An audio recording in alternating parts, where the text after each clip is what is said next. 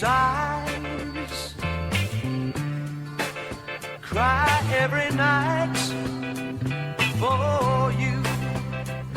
These arms long to hold you again. The heaven's on me, yeah, and I will never be free, no, my baby, no, no. You gave a promise to me, yeah, you broke it, oh no.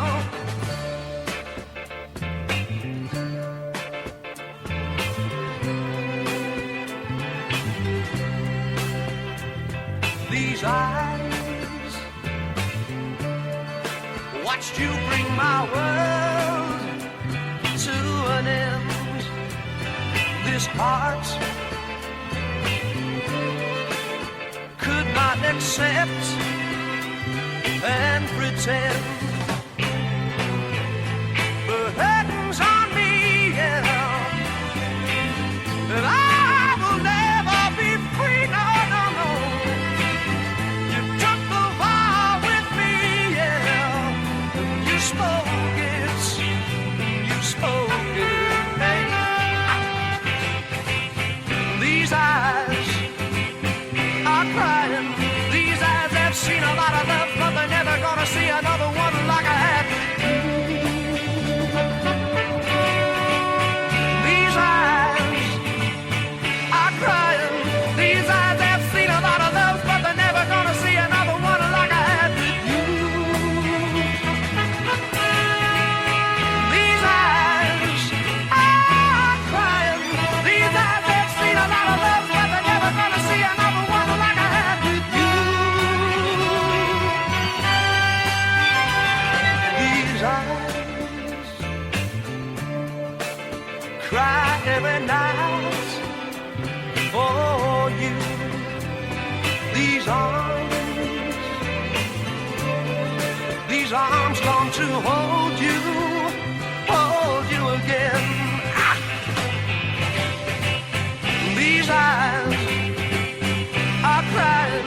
These eyes have seen a lot of love, but they're never gonna see another one like I had with you. These eyes are crying. These eyes have seen a lot of love, but they're never gonna see another one like I had with you. These eyes are crying. These eyes have seen a lot of love, but they're never gonna see another one like I had with you. These eyes are crying. These eyes have seen a lot of love, but they're never gonna see another one like I had with you, baby, baby, baby, baby. Don't you know these eyes are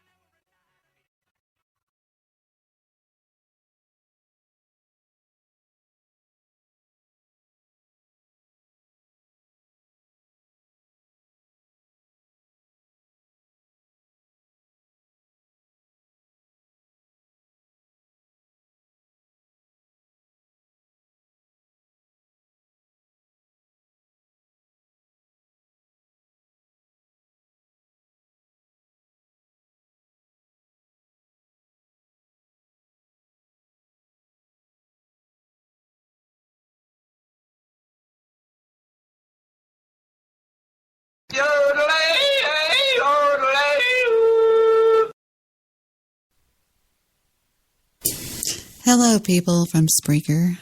I got to check my sound settings. Hold on just a second. Let me check my sound settings because I can't hear shit. I can't hear anything. I can't hear nothing. I ain't hearing nothing. Okay. This is me, Debbie, here with you. I'm going to drag the window that has the chat room just a little bit to where it keeps it out of my sight. That way I'm not bothered by how many chats are going on in the chat room. I would give my right arm to know that my brother, sorry, I'm adjusting these damn headphones on my head. I would give my right arm to know that my brother was listening just for for 30 seconds so that I could play this for him.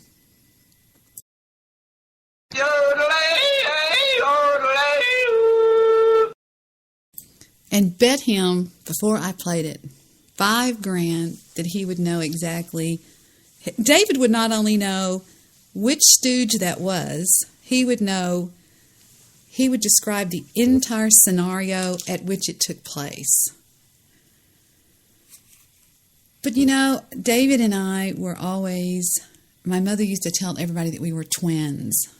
And we're not twins, but we were raised side by side, and yet David was, or still is, very intelligent. Now, David swears that I just simply didn't apply myself as much as he did, that I could have been the valedictorian, that I could have made the straight A's like he did, but I was too busy with a social life. I was cheerleader, pom-pom girl, drill team, dating, doing things like that. I wasn't. David stayed real focused. He took his school very, very serious, and it was very evident in his grades. However, I'm here tonight by myself to try a shorter podcast after listening to one of my I don't know if you'd call him a mentor here on Spreaker, one of my secret mentors here on Spreaker, talk about how it's better to do about an hour show and just get your thoughts out of your head and talk about things that you want to talk about instead of just pulling so many people onto the show that they just sit there, they don't say anything, they just, I don't know. You know how much I love my friends and everything, and I always will, and there's nothing changing that. But sometimes I just get in the mood to talk about something that I want to talk about. Now, how could that computer be on in there and I not see that? That is cray. Let me go in there and make sure. 1 second, everybody. Don't go anywhere. I'm going to make sure that computer in the spare bedroom, I never say guest bedroom, because the only people that ever sleep in there is my daughter or my son. And that's not a guest, because they have their own rooms. You know what I'm talking about? Give me 1 minute and 25 seconds to run out of the room, go over there and look and see if, in fact, that computer's on, because there's something I want to show you over there. Hang on. I'm a jerk off. Is it true that you would have Debbie knocked off if you could? I mean, like hire somebody to kill her? Like, what does that cost or whatever? Well, yeah, but I'm a jerk off. Since they let a lot of these alien kids in here, you can't do a hit anymore. I mean, they're doing it for $15 fucking. What's the guy going to do? You mean you would actually have her killed? You're that obsessed with Debbie? I mean, come on.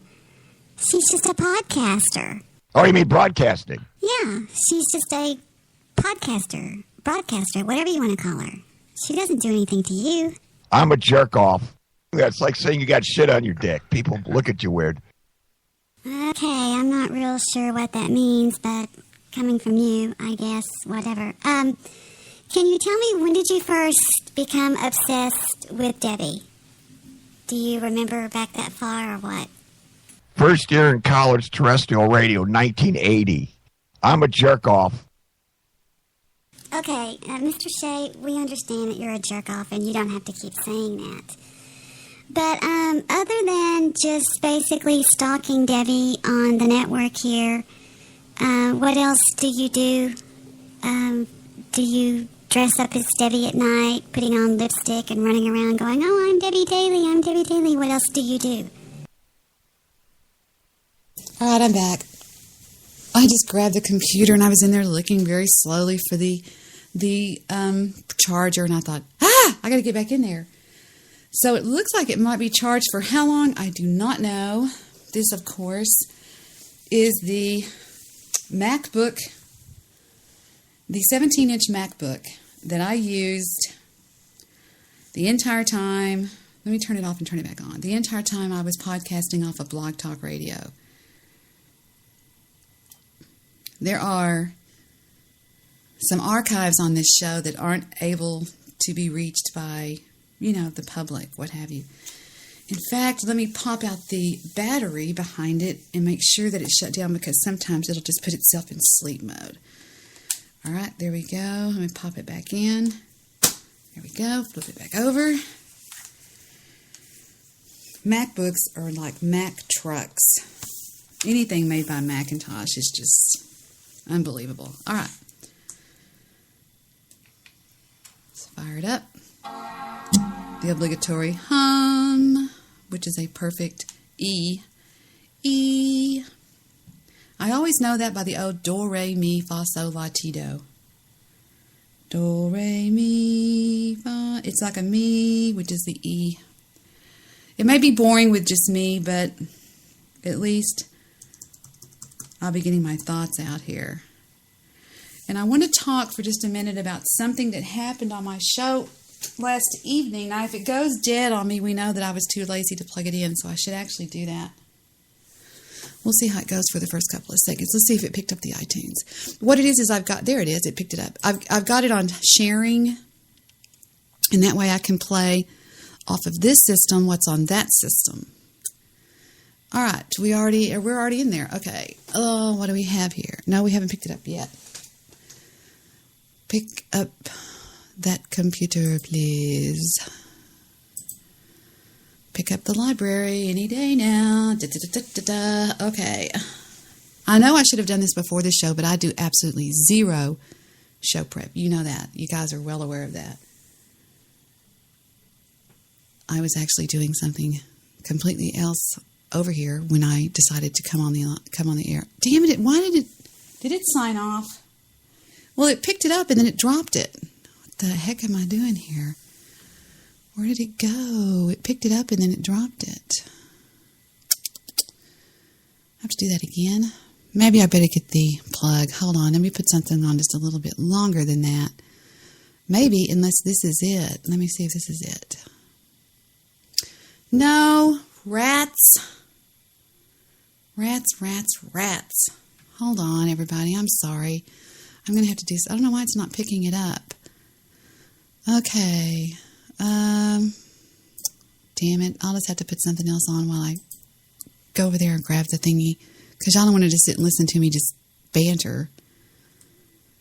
I'm hung on the guess who, so y'all are going to have to just,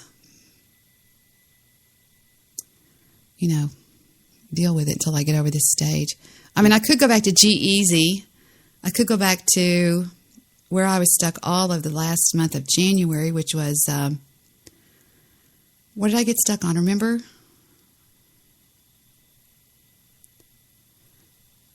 I'm drawing a complete blank. You know, the song I played every single time I came on the air that went, you keep slapping that bass. I went, doom. Papa was a Rolling Stone. That's right. I loved that, though. Cute stuff. All right. You've convinced me. I'll play something out of Bill Burr. All right. So I'll be right back. Don't go away. Don't you go away. I'm watching you. I'm keeping my eye on you. I'll be right back. Don't go away. All right. This is how it works with guys. Anytime you do anything remotely sensitive, heartwarming, anything that's going to make you more of a loving, caring individual, immediately all your guy friends suggest that maybe, just maybe, you want to suck a dick. Oh, it's brutal. Bad choice. I'm going to get rid of that one. I don't like that one. I picked the wrong one. I can't see what it says. All it says is Bill Burr. Hold on. That comedian I love. Bill Burr. Oh, what the hell, Debbie? Just put on something. I'm just so... I need to pick up what I want to listen to and not what I think somebody wants to listen to. So I'm going to pick out something that I would like to listen to, and that would be... The first one I see that I really like is going to be... let's see... I need to load some new stuff on here. I'm getting tired of the old things, you know. This one. All right. Since I just got off the phone with about an hour-long conversation with my own daughter. Here we go. 3 minutes and 32. Please oblige me.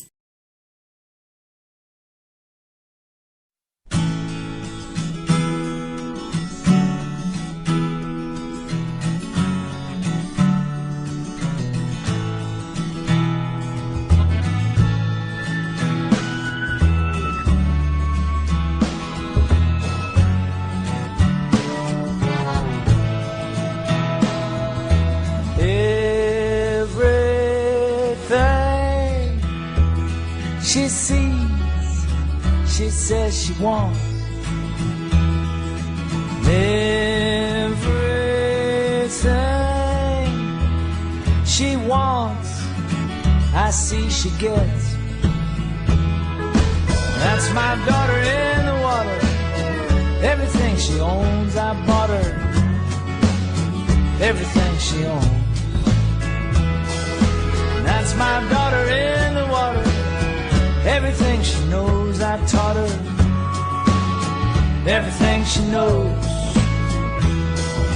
Everything I say, she takes to heart. Everything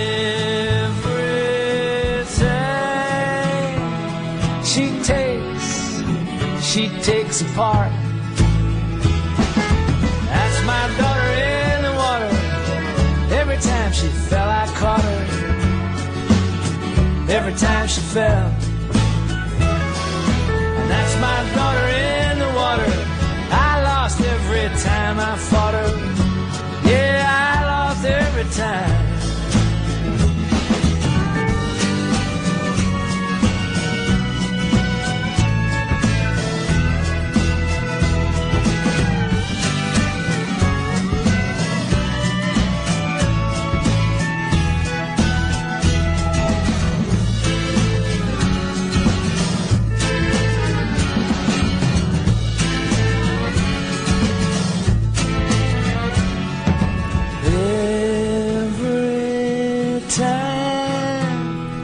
She blinks, she strikes somebody blind.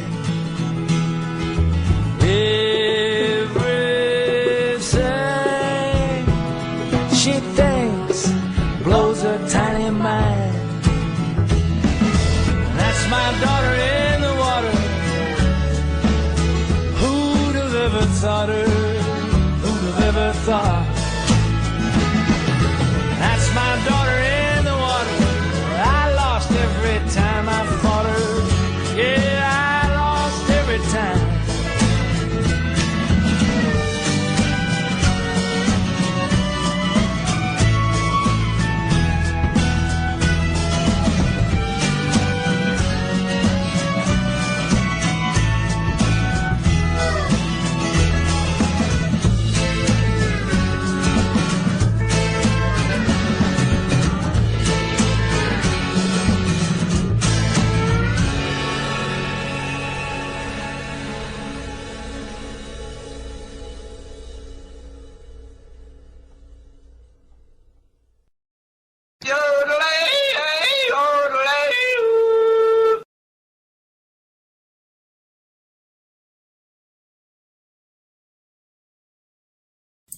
And I'm back. All right, I got it all plugged in now. Let's try to turn it on. That song is, oh my God, it's the epitome of my daughter and I. One of these days I'll tell y'all the real truth about my daughter. Maybe I'll tell you some tonight. I am my daughter's hero.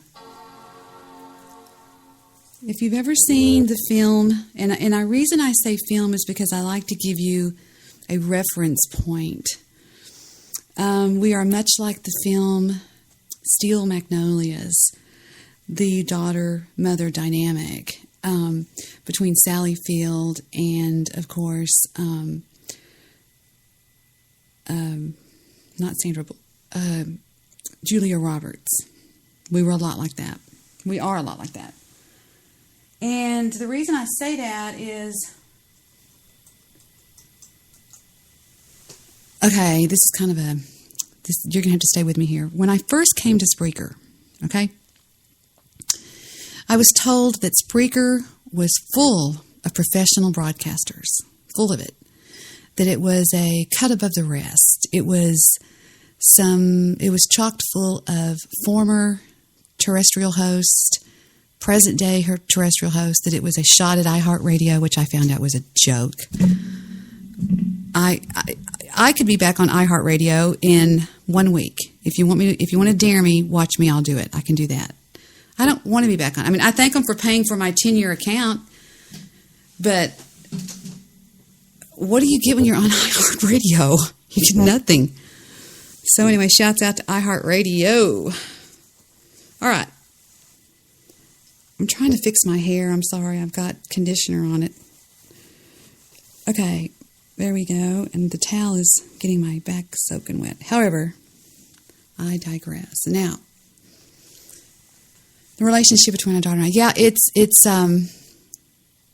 if you remember in Steel Magnolias, Julia Roberts appeared to be very disrespectful of her mother. She was like, well, in front of people, things along those lines. And I can see that with my angel. But if you'll notice in the movie Steel Magnolias, there was a scene when Julia Roberts, who played the daughter. By the way, Julia Roberts got an Academy Award. That was her very first acting gig. And if you remember the scene when Julia was telling Sally Field, her mother, that she was going to have a baby. And Sally Field, of course, knowing more than the daughter, said that's a very bad idea. You're too diabetic. It's going to kill you, which it did. And she began to just fight back with her and everything when suddenly Julia Roberts gets this terrified look in her face and looks at her mother and grabs her hands and she says, please, I need you. I need you, Mom. I can't do this without you. That's the relationship between my daughter and I. When she was having her baby, Sean, her then husband, and I, we didn't like each other. We still don't like each other. I don't like a Sean. Sean's a bad man. He's a bad boy. And I never say that. You never hear me say that. But this guy is rotten to the core. I mean, his blood runs ice cold through his veins.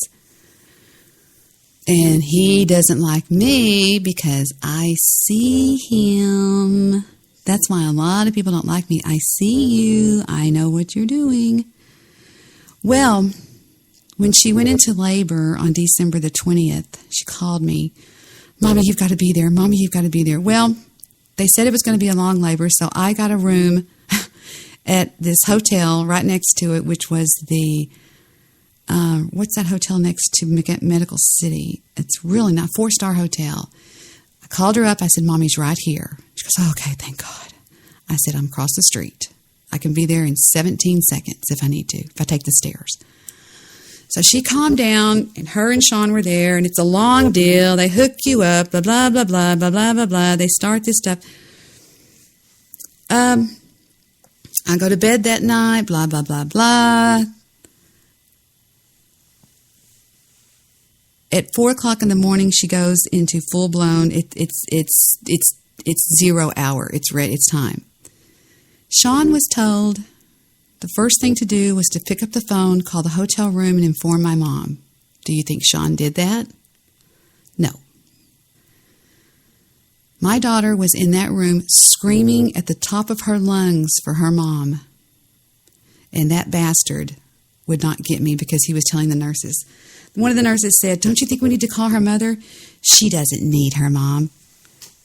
Sean was one of those, are you kidding? Oh, here it is. Sean was one of those evil people that tried to take Heather and enslave her. Because, in fact, I think somewhere deep down inside he hated her. He hated Heather because she came from money. He used to call her spoiled. You're spoiled. You're spoiled, he'd say to her. And he hates me to this day with a passion, but he is scared to death of me. Scared to death. Not physically. I mean, physically, I couldn't beat myself, beat my way out of a paper bag.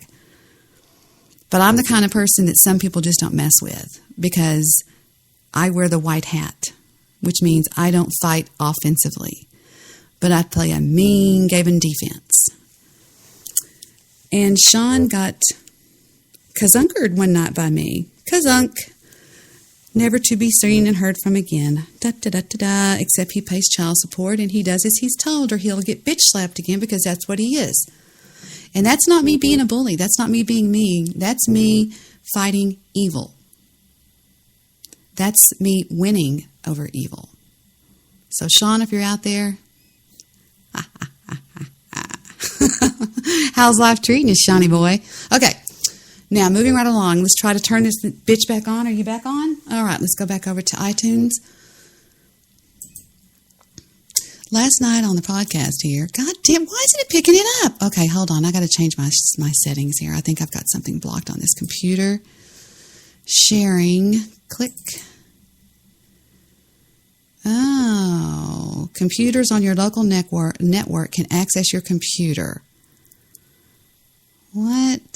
Click to make changes. What have I done? Let me see what I've got going on here. I've got it. Something's blocked somewhere. I know it's boring, but if you don't want to, you can always go listen to Goofy Bone talk about what a white bitch I am, and he's not racist. I love the way racist people call people racist. Scanner sharing, what is that clicked for? Screen sharing is off. Okay, hold on. Do I need to click all of these to allow sharing? Let me see. Remote management, remote Apple events, internet sharing. I don't know. I don't know what to do. What do I click? Do I click all these? DVD or CD sharing, screen sharing. Can y'all hear this? This is one. I guess I could just play it off this computer. Well, I don't know. Web sharing. I'm just going to click all these. Who gives a crap? What do you mean blocked by firewall? Okay, hold on. I got to go in and do that. Okay, security. Firewall is on. The firewall is turned on and set up to block all incoming connections except for those required for basic internet service. Stop. Stop. Oh, yes. Wait a minute, Mr. Postman. We're sharing. Wait, Mr. Postman. I have no idea what I'm doing. All right, we'll just leave it like that for a second. All right, let's see if we got it that time. Click. Nope. Ah! Let me see if I did it. Is it logged in? Hold on. I'm by myself tonight. 1, 2, 3, 4, 5, 6. Maybe that'll do it. What are you doing, computer? What did Victor do to this computer? Wait, I think I did it. See, the screen doesn't work, so you have to kind of guess at what you're looking at, which is really stupid. Let's see if that did it. Nope. Crap. Hold on. If it doesn't work, then my whole plan is kazunkered. Yeah, so when I first came to Spreaker, I was all excited. Oh, I'm going to be up there with some professional guys. And when I heard the drama that goes on around here between hosts, I thought, geez, it's just like being at Blog Talk Radio. Nothing's different. Everybody fights and yells and screams and hates each other, and there it is. It picked it up. Seriously, I'm serious. This stuff was going on way before we got here, and guess who sat at the center of every single tiny bit of the drama? You got it. Uncle Guy Shay. That's all he does. I don't think Guy's ever done a normal show. Every now and then he'll sprinkle one in where he talks about something, but other than that, he just runs around Spreaker downloading people's shows, and then he goes on his show and he spends all day clipping it. I think he's really unhappy in his home life, and he doesn't have a lot of interaction, with his wife or whatever. And there it is. It picked it up. So I think that's probably what it is. And so he really that's all he has is Spreaker. All right. In the spring and summer of 2010, my show on Blog Talk Radio. Last night on my show, I had Jake. When Jake was on, I really felt like Jake got handed a raw deal. So I wanted to dedicate a big part of my show tonight to Jake and showing you guys some things that Jake and I did and how much fun we used to have. And you're going to hear a lot of Steve Rush. You're going to hear a lot of Todd Morris. Todd Morris was a huge part of the show for years and years. And then when I brought on Jewish Producer and Mr. Midnight Movie, he tucked his tail and ran crying. Literally crying. Okay. I'm in 2012. Let's go a little bit deeper than that. Let's go all the way back. And me and Ric Flair laughing at Jeep Girl. Todd Morris was on the show one night, and we laughed our asses off at Jeep Girl. Let me see if I can play some of this one. Hold on, I'll see if it's going to work for me. Your boy had called into Vince in the Bay show. Well, he three-wayed Vince onto the network, and then just to be a jerk, I'm setting this up, okay? Just to be a jerk, Nature Boy just kicks Vince off the show. Now, I'll see if I can get it. Wasn't it right towards the end, Nature Boy?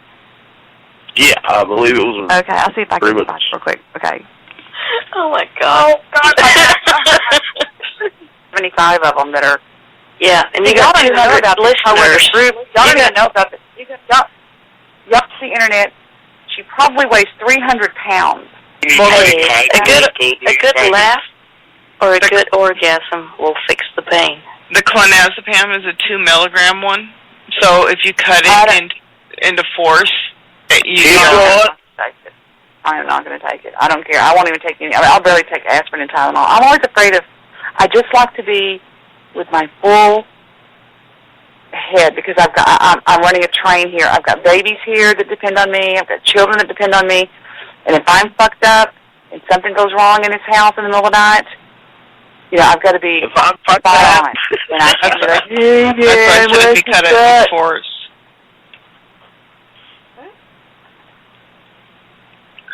I think he's adorable. Y'all, I want to show y'all this sound before we hang up. Listen, I'm going to hit play on the network to show you what I'm listening to. It won't, my number, okay? It won't show DebiDaily.com on the network anymore. He's so cute. There's something wrong. I'll cam up any minute. I'll cam up right now. Yeah. I understand that, Chrissy, but it's also mine because it's my name. Is she that obsessed, Nature Boy, or is it my imagination? I believe she does have some. I'm lost. I don't know what I'm talking about here. I can't seem to get it to whatever. Let me just do a search for Jake. Let me put that in there. Jake. Oh, man. It's got to be on here. No way. All right. I didn't get a good search on there, but I know it's on here. I'm all the way back to 2011. I think it goes all the way back. It starts it starts September 28th of 2010 is when it starts, which was almost 5 years ago, I guess. And it starts off with live readings and just plain talk. I don't know I'm sure Jake's on these shows. We used to have so much fun. Oh my God, we laughed so hard. Where is it? Let me just see. The thing about it is with me is I'm not going to have his name in the description. So let me just go and hit January 5th of 2011 and see what I have here. The way you're always talking about you and Jake and the old times that I used to have. And I said, yeah, I know. And she goes, well, why don't you Wait. Let me tell y'all what's going on. I called in to Blog Talk Radio. I was on a phone line, like right here next to me. So that's why I don't sound quite as crisp and clear as I do right now, because we're on a telephone system. Why aren't you still with Jake? And I basically told her that because of my time slot, and he's in high school now, he's got to get his sleep. So anyway, if I can get it backed up earlier, then it would be neat to be able to help make a part of my show again, at least for the first hour. So that would be fun. But until Mr. Soundman gets out of my room in there, I don't even know if I have anybody in my chat room, or I don't even know what's going on because I don't have the computer in front of me. Unless this one will work, I don't know if it will work. Let me go back over to the L switchboard Reno. No, I've got to try to get Ranger to stop sending me nude pictures of himself. It's ridiculous. I'm joking. No, he's got some puppies.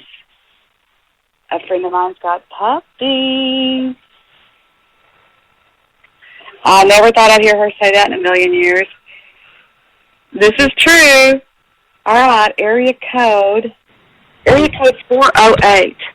Let's talk. Let's do that. I thought you were going to act like somebody with a problem. I don't have a problem. But I would like some intuitive advice. Ooh, listen to it. I'm so glad you called. Yeah, no, I This is Vince in the Bay, one of the biggies of Blog Talk Radio, and I'm sure he's being silly. We were talking on the cell phone, I believe, that night. Yeah, I just want to let y'all know what's going on. I haven't heard this in years. You know how it is. Sometimes you just need that first call to get it kicked off, and then it just snowballs from there.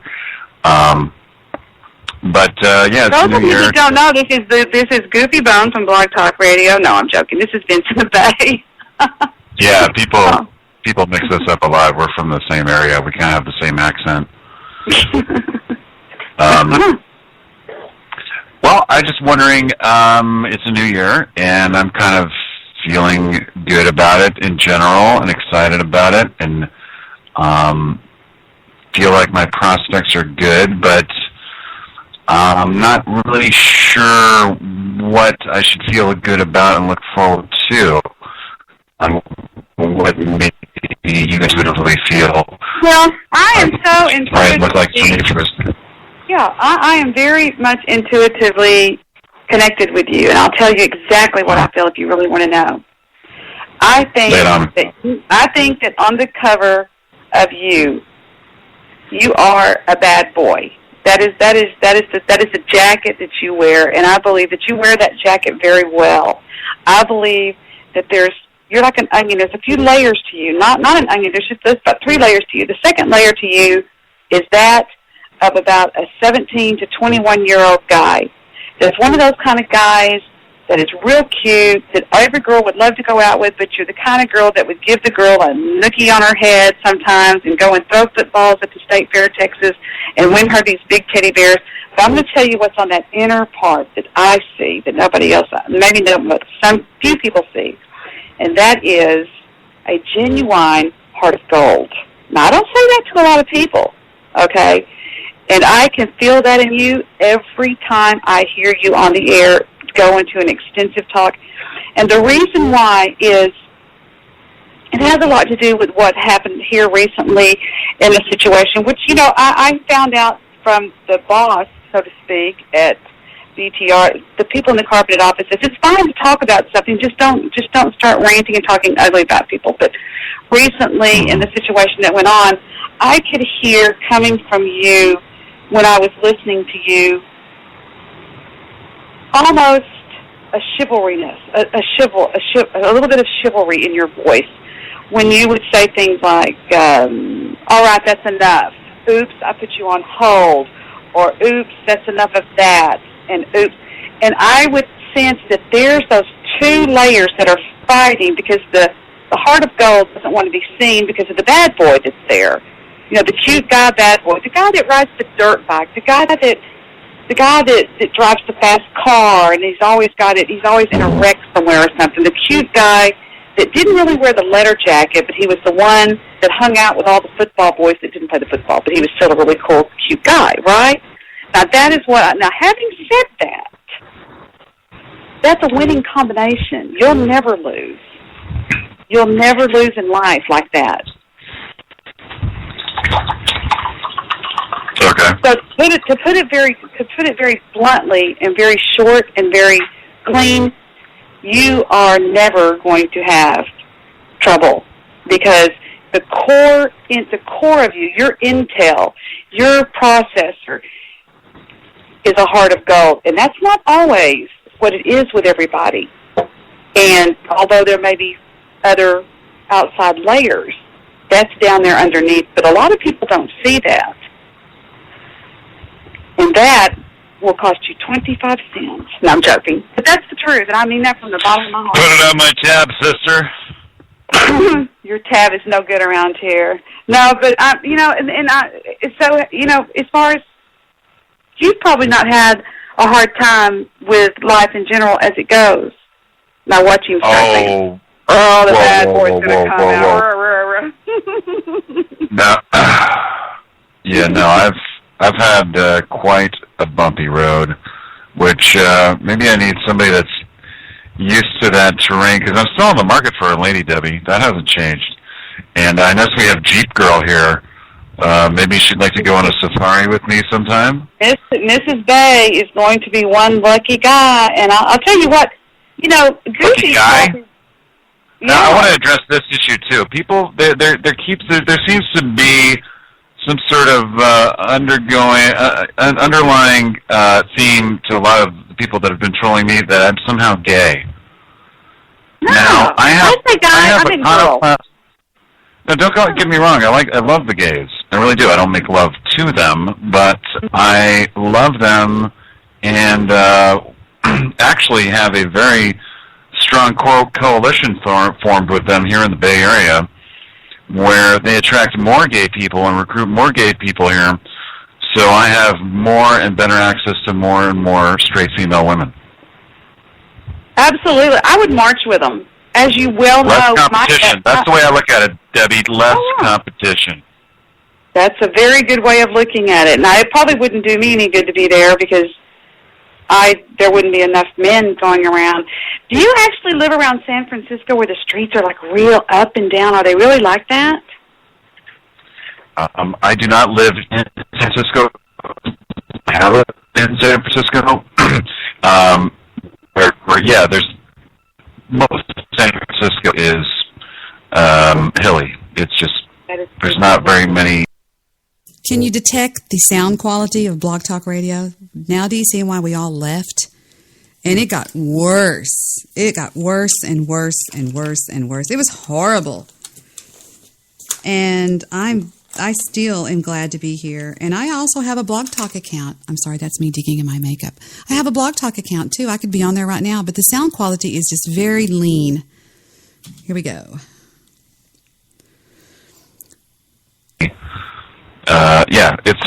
It's a nightmare on a bicyclist. Now, it's actually really good though. I used to get around on a bike, and it's actually great exercise. I lived in the city for I don't know, maybe like 5 or 6 years. I lived in San Francisco and just got around on my bike, and you learn the less hilly routes to take, but at the same time everything's hilly. So you just, by virtue of that fact, it's like instant exercise. I don't have to go to the gym or anything. I believe you. I totally believe that that's true. I'm supposed to see. No, we can't hear Victor yet. No, we can't hear you. Well, we were there about 4 years ago with a couple that, believe it or not, they were going on their second honeymoon and invited us to go with them. And we stayed over there by Nob Hill, and I don't know a thing about San Francisco. But we went to this place where there was all these sea lions that were laying around everywhere. Is it sea lions? Yeah. Yeah, sea lions. Seals, sea lions, whatever you want to call them. Yeah, I know what you're talking about. Yeah, they're there. That's on the pier. They were hysterical. You probably did the typical Pier 39 walk and all that stuff, and they have a little dock there where. So that's Vince in the Bay. That's what you hear when you hear Stephen and I call into our radio show, and when I go radio show, and you hear the voice go.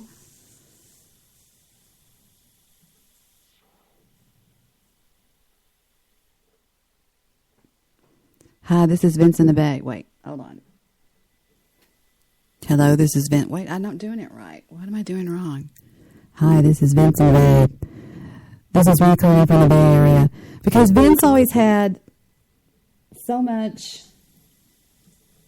He always had a lot of bass on his voice. That's why we're doing that. Okay, moving on along. I jumped up to April 22nd of 2011. And it says, Sirius call at 14 minutes in from a 4chaner. Now, this guy got my Skype address, and we began talking on Skype. A lot of people thought this was a phony phone call, and it wasn't. This guy was really, he was being honest when he called in. Let's take a listen. First, I have to find it at 14 minutes in, so be patient with me here. Before we were engaged, did my mother come over there and attempt to kill me? Okay.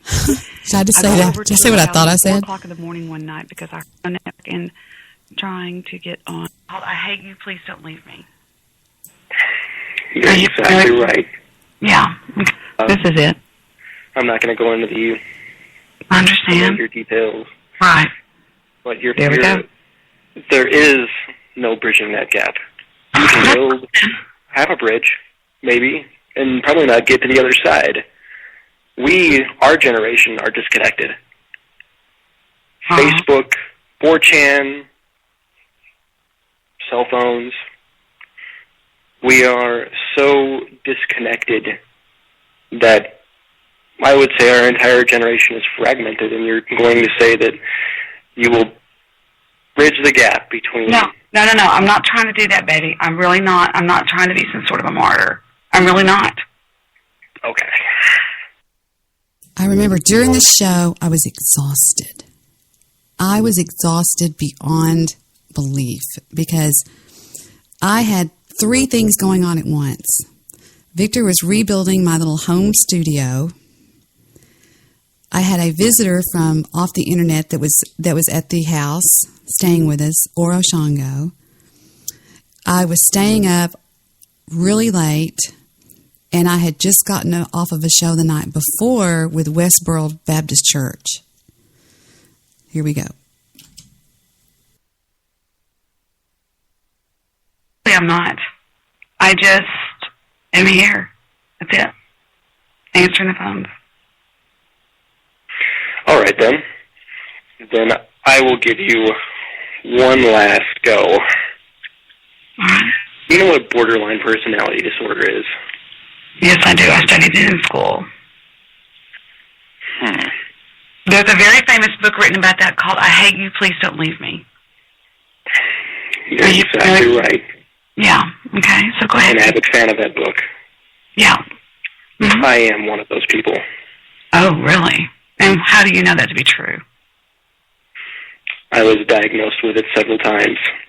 I'm not content with just one simple, minute diagnosis. I need several, each confirmed in some way.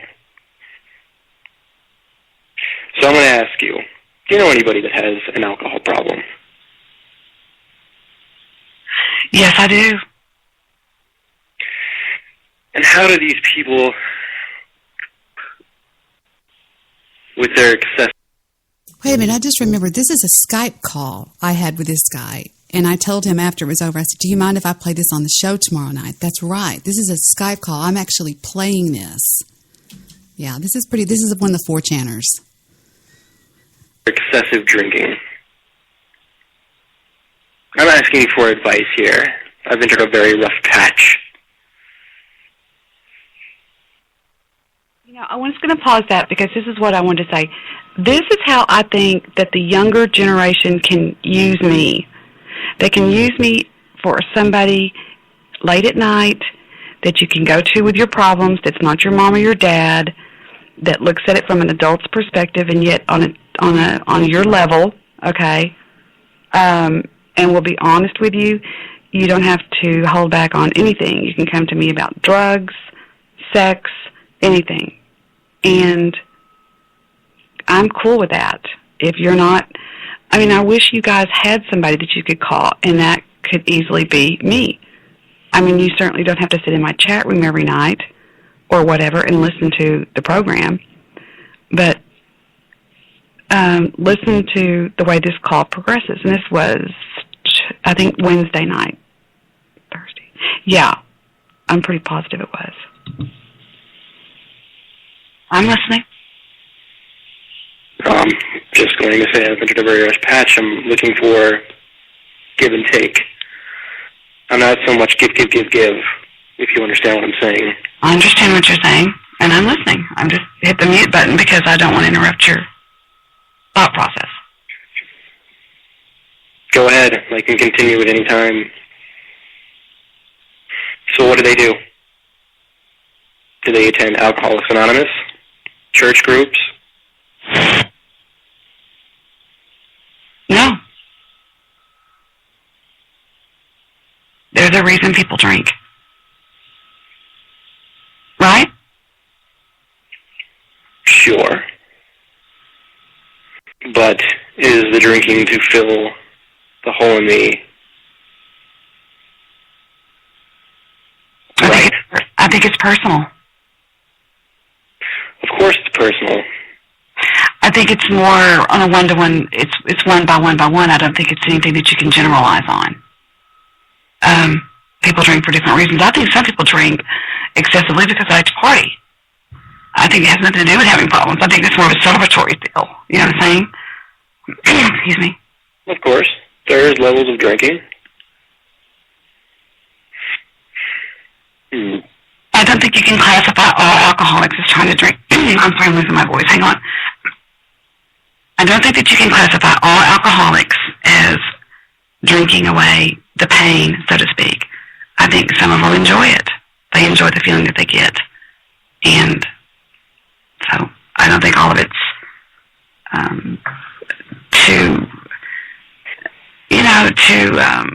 to medicate, to whatever. You know what I mean? To escape. I really don't. I'll agree with you. However, are you unsure how to answer my question? What question was it? I'm just asking you if you know people and what they do, if they have severe problems, if they go on a binge and they start to see something more habitual in their drinking. They stop drinking for medicating and they start drinking to drink. The addiction is forming. Now, the reason why I say this, as you already know, borderline suffer from a perpetual fear of abandonment. Right. I understand. There's a reason why I'm dragging this conversation out.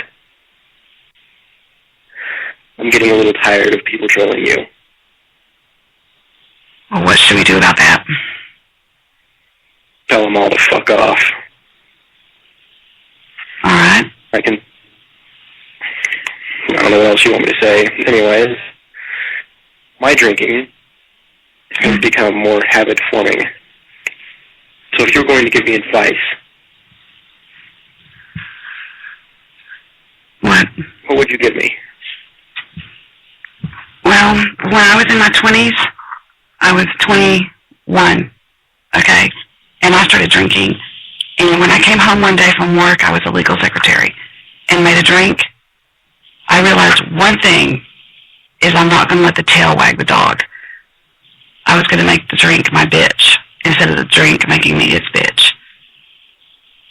That's the way I dealt with it. That's all I know.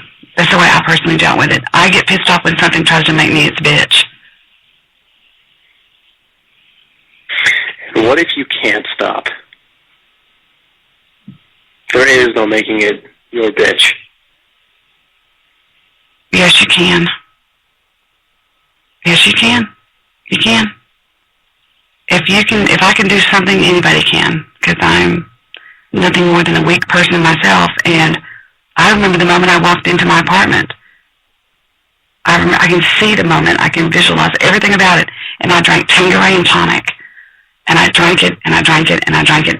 And I drank it at night, every fucking night. I was in a big social circle here in Dallas, a high-powered social circle. You know, when it comes to alcohol, there is no pill that you take. There is no cure. There are no words that I can give him. There's no prescription. I've since then researched Alcoholics Anonymous, and I've talked to one of my aunts and one of my uncles that were they're now what they call sober alcoholics, and I talked to them about it. Pardon me, damn.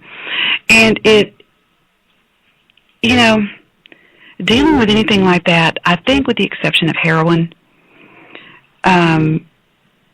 and a few other chemicals that become an actual hardcore physical addiction. Now, I do realize that there are people and there are situations to where you can go into some pretty severe detox. But basically, guys, at the end of the day, it's you versus the dragon, so to speak. It's you versus that monster. And you meaning me, we've gotten ourselves into this position. We're going to have to get ourselves out. And there is no simple cut and dry answer. But what's the progression of it was a pretty hardcore phone call. I mean, I know a lot of you, I'm not by my chat room, but I'm sure many of you will be laughing and saying he was trolling. I'd like to see if you could try to not use the word troll for at least the next 6 sentences that you think in your brain. Not because I'm better than you. I used to be you. When I was your age, I was one of the cool kids, so to speak, okay? And I just turned into a cool adult, okay? So I know how your brain is thinking, and you want to just think that everything is ha, ha, ha, ho, ho, ho. And it's really not. I mean, we are people, we're not humans. We are humans, we're not machines that are behind these microphones, that are behind these keyboards. And with that comes, the constant battle to make it in this world because, the devil is right outside your door waiting to devour you. And you've got to fight the good fight, and that includes alcohol, blah, blah, blah, blah, blah. So let me go right back to this interesting conversation, okay? Social circle. And when I came home from work one day and started making a drink, I thought, what the fuck am I doing? And that was when I realized nothing is going to get its hands around my throat. And that's what I did. I just basically said, no, that's all you can do. At the end of the day, it's all about you. It's you versus whatever. I don't give a fuck what it is. And I'm not trying to talk like I'm Miss Know-It-All. I'm just telling you what I know. It's that... And that's all for... Well, I can respond for that. Just answering your question. You don't come off as a know-it-all. I'm not a know-it-all. Giving advice doesn't mean you are a know-it-all. I'm not a know-it-all. Giving advice simply means you're giving advice. Doesn't matter. I'm not a know-it-all. I never claimed to. Let me explain to you what I was asked today about giving advice. I had a lady stop me in a forum, okay, and ask me, I guess she was a lady, she had a female name, and she said, what is it about you that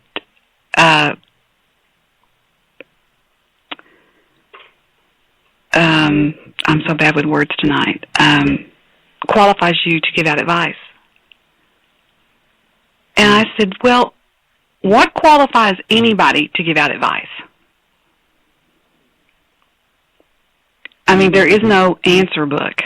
You don't get your finger and just go, okay, alcohol, let's see.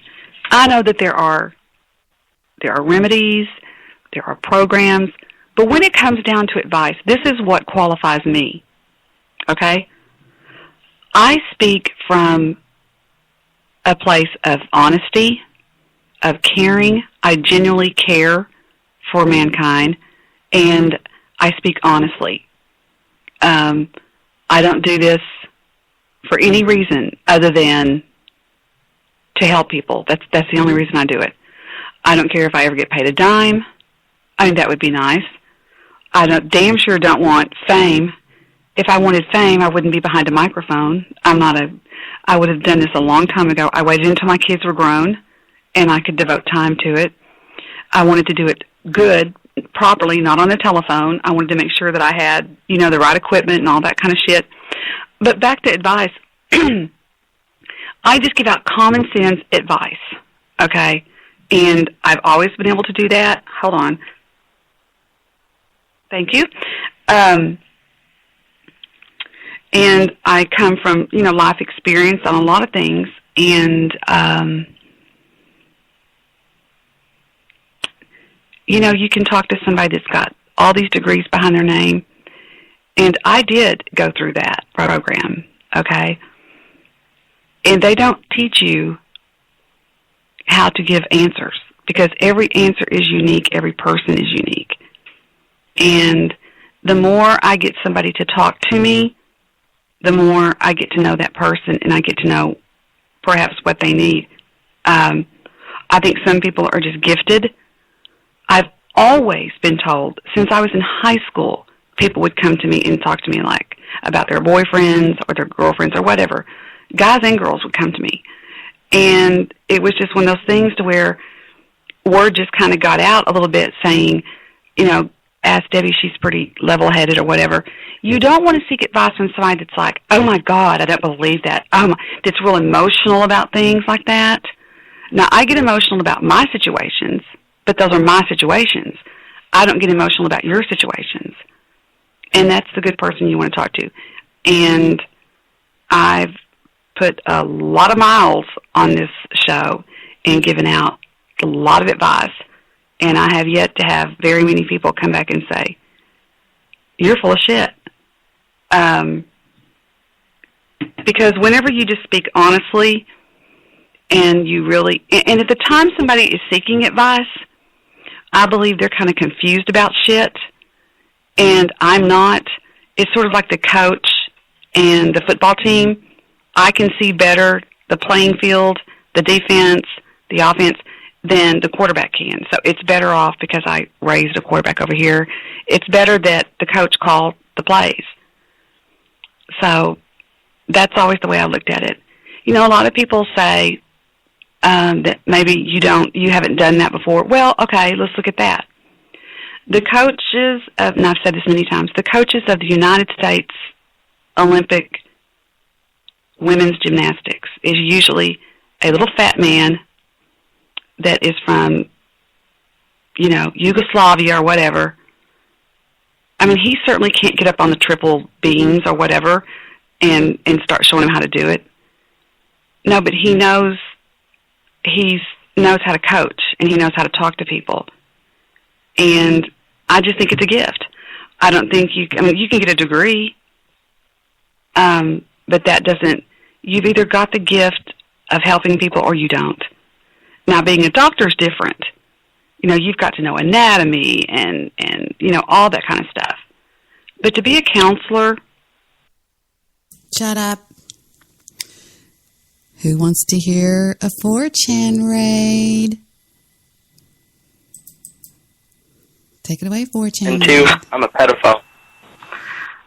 We don't take very kindly to you people. I can't believe I just said that. All right, thank you for the call, and go blow your head off. Area code 845. I was joking, of course. 845. You're on the air. Yeah, well, I was also a pedophile, and I was... Area code 715. You're on the air. I have a quick advice question. Okay. What's up? Accidentally got my woman pregnant, and she wants to have the kid. Okay, well, just refer to the last caller on the archive. Area code 443. You're on the air. Hi, yes. I have a question. All right. What's up? Now, I've been listening to your show, and I was wondering, what is OP? What is OP? Yes, what is OP? Ocean Pacific? I hear a lot of people talking about it on E-Bombs World. I don't know. I just want to know what OP is. I don't know. I don't hang out there. Oh. I'm so sorry. I'm so sorry. All right. Happy 420 to you, too. Area code 267. This is the Grand Central Station. How may I direct your call? Hey, what's up? It's Al. How you doing, Miss Debbie? Help! Have you ever seen anything like this in your life? It's so busy. What's going on with you, Al? I miss you. For those of you wannabes, Al, tell them where you were born and raised. North Philly, man. North Philly, fucking Delphia. Tell them, Al. Oh, man, it's cool, man. It's just that my song made it on the countdown, music countdown on the internet. So I'm letting you know. Hey, are you so serious? That, yeah. I'm so happy for you. Which one? On DD. This is Al. I used to have an intro that said, "Is this my guy from North Philadelphia, born and raised on a playground is where you spent most of your days?" And he goes, "Wah." This is Al. Victor used to crack up at how I could understand Al, and nobody else could. DJ official, officialstreetradio.com. So I made it on there and that kind of thing. You know what I mean? And I can't wait till Saturday comes, man. Okay, what are you going to wear? How are you going to get there? Let's get all the plans together. What time does this little soiree kick off? 2 o'clock. I got to work at 12. You know what I mean? Oh, shit. I don't want to. Yeah, so I don't want to go all the way home and change. I just come as I am with my work uniform on, man. But how are you going to get there in 2 hours? That's a long way. Are you going to Jersey? No. It's in Philly. It's in Philly. All right. You got nice clothes and shit to wear and everything. You're going to be looking. Right? Yes. Okay, you got to be cool. Okay, you got to really play this cool. You can't be all up in her shit and stuff. Just act like, well, I just thought I'd stop by or whatever. No. Okay, you're going to call me. All right, you're going to call me Saturday night and tell. Well, will you still be there Saturday night? Yeah. I'm so excited. Are you excited? Yeah, I hope it works out. It got to, man. I'm really trying to. I hope it's the right person, man. It's going to work out. She's a good girl, so.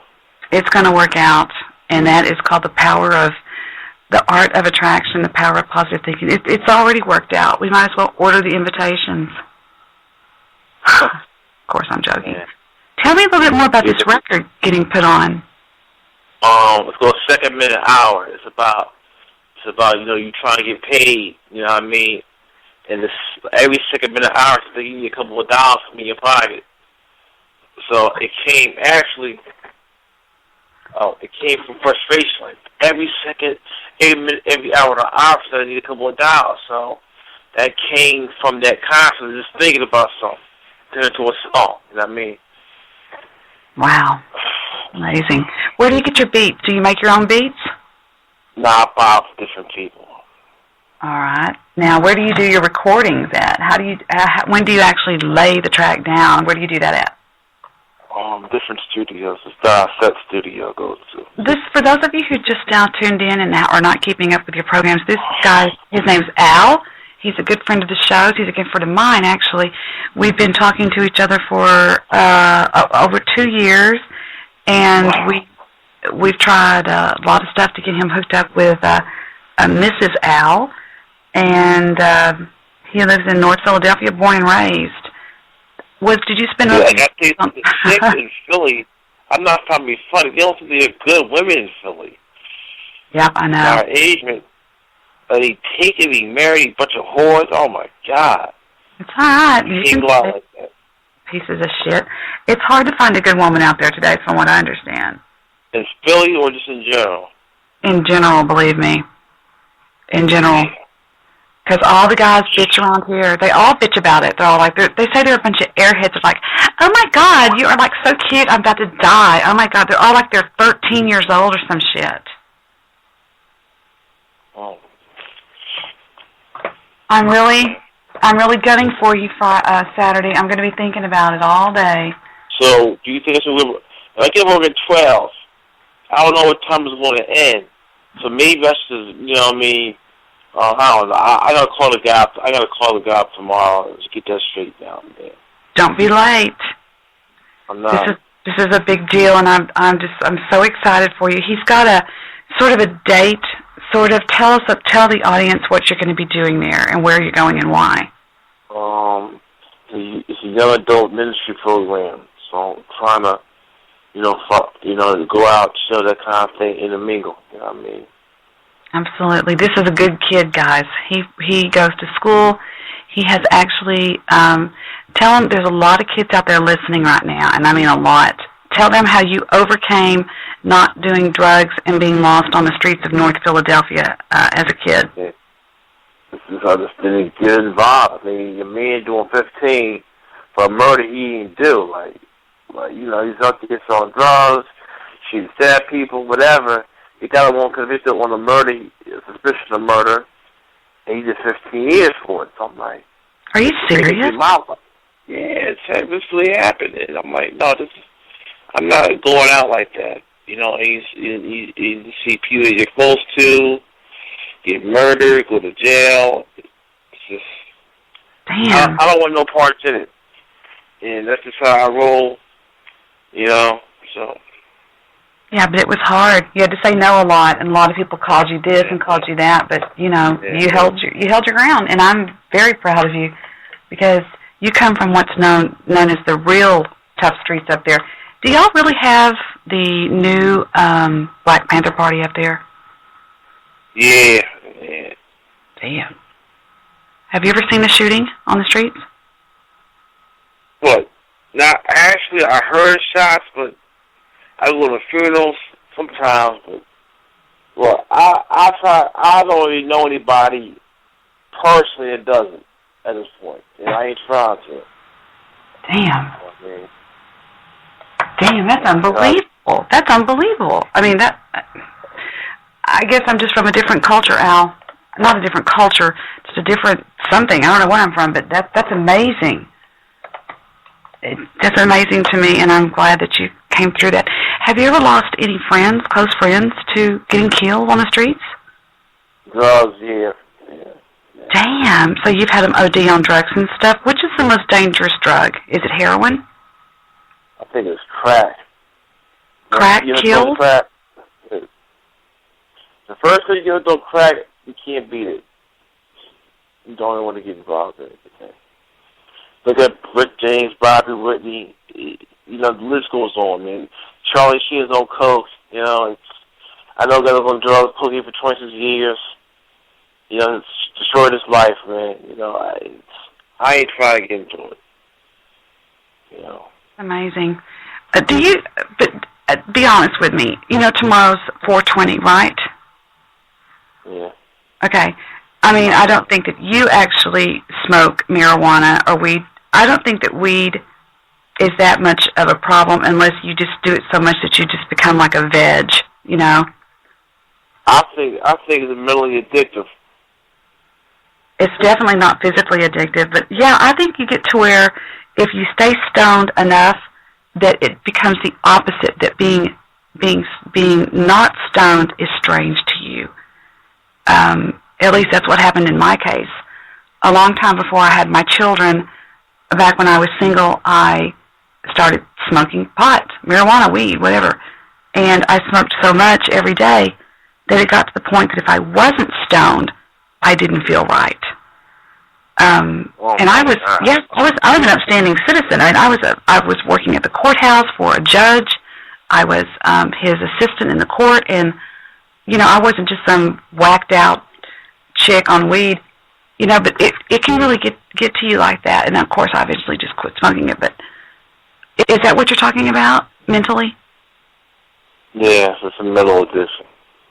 Yeah. It ain't physical, it's mental. So it's such a... Right. Are you saying that... I'm so sorry. I'm stepping all over you, but I want to ask you. I never get you long enough, and I want to ask you a couple more questions. Are you saying that if somebody were to be at a party or whatever, and somebody actually hands them a crack pipe and says, here, just try it. What the fuck? Don't even try it? Really? Telling you. I know guys, mother is a dean, father is a dean, and Temple Mall is a banker, you don't crack. You know, but I've seen it. So, this can't be where it's at. You know what I mean? And I've also heard that about heroin. I've heard that if you try heroin like one time or something, you're hooked, or you know, it's really bad about that. Have you ever heard that? What? Yeah. So what can happen is you get sick. Your body gets sick. You get sick. Your body, you go through conversions, start throwing up. It's crazy. I'm not into it. Yeah, but Al, to get hooked on something, I'm thinking about, like, a guy. Let's say you meet a guy and you date him for a while, and then you go and you have relations with him, and girls are known to go, son of a bitch, what, just somebody get the number of that bus that just hit me, and you're hooked. You know, is it like that? I mean, is it because it makes you feel that great? I can't imagine a drug making me feel that great that I can't live without it again. Yeah. Wow. So, give us your website, Sweet Pea. ReverbNation.com/AlMusic. MySpace.com/AlMusic1, AlMusic1980. Facebook, the Alexander Warwick. That kind of thing. You know, 3 websites right now. Alexander Warwick. We have 25 callers on the board right now, and let me check how many people are hanging out in the chat room. 253 chatters right now. Okay. So you're talking to a lot of people, and a lot of people they're your age. Roses are red, violets are blue. I'm sorry, I'm just reading some of the chat. I went over to the chat room. So we have Reverb Nation. This is Big Al Music, and God, this guy is great. He's been with me a long, long time. I love him to death.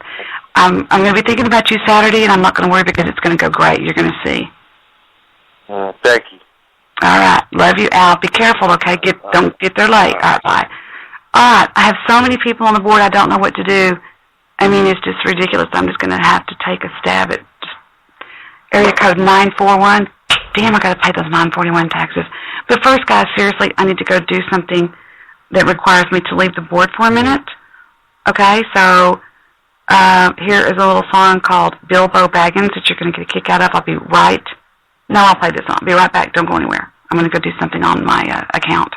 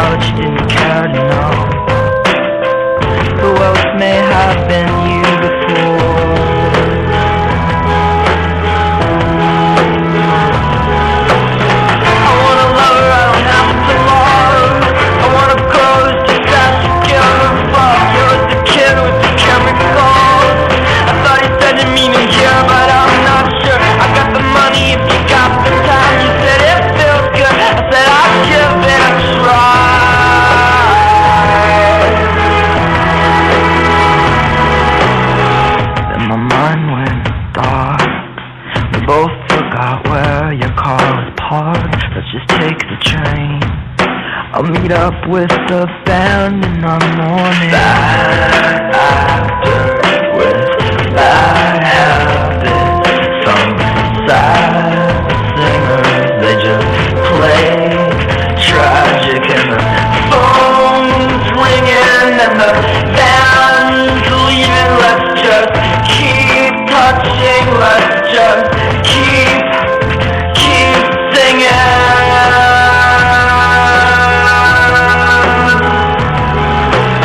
I wanna love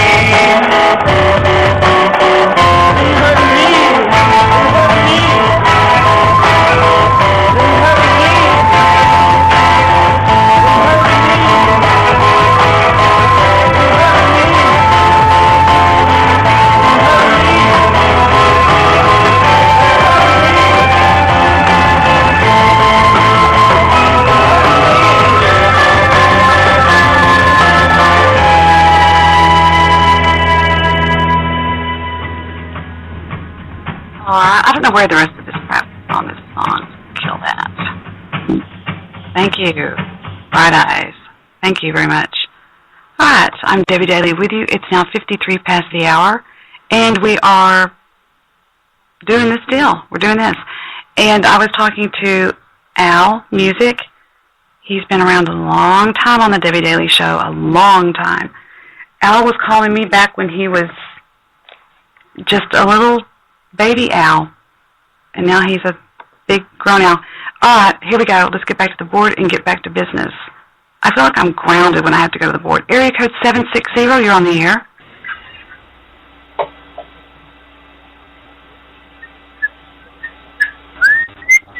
All right, I'm going to start trolling my calls. Unknown caller, you're on the air.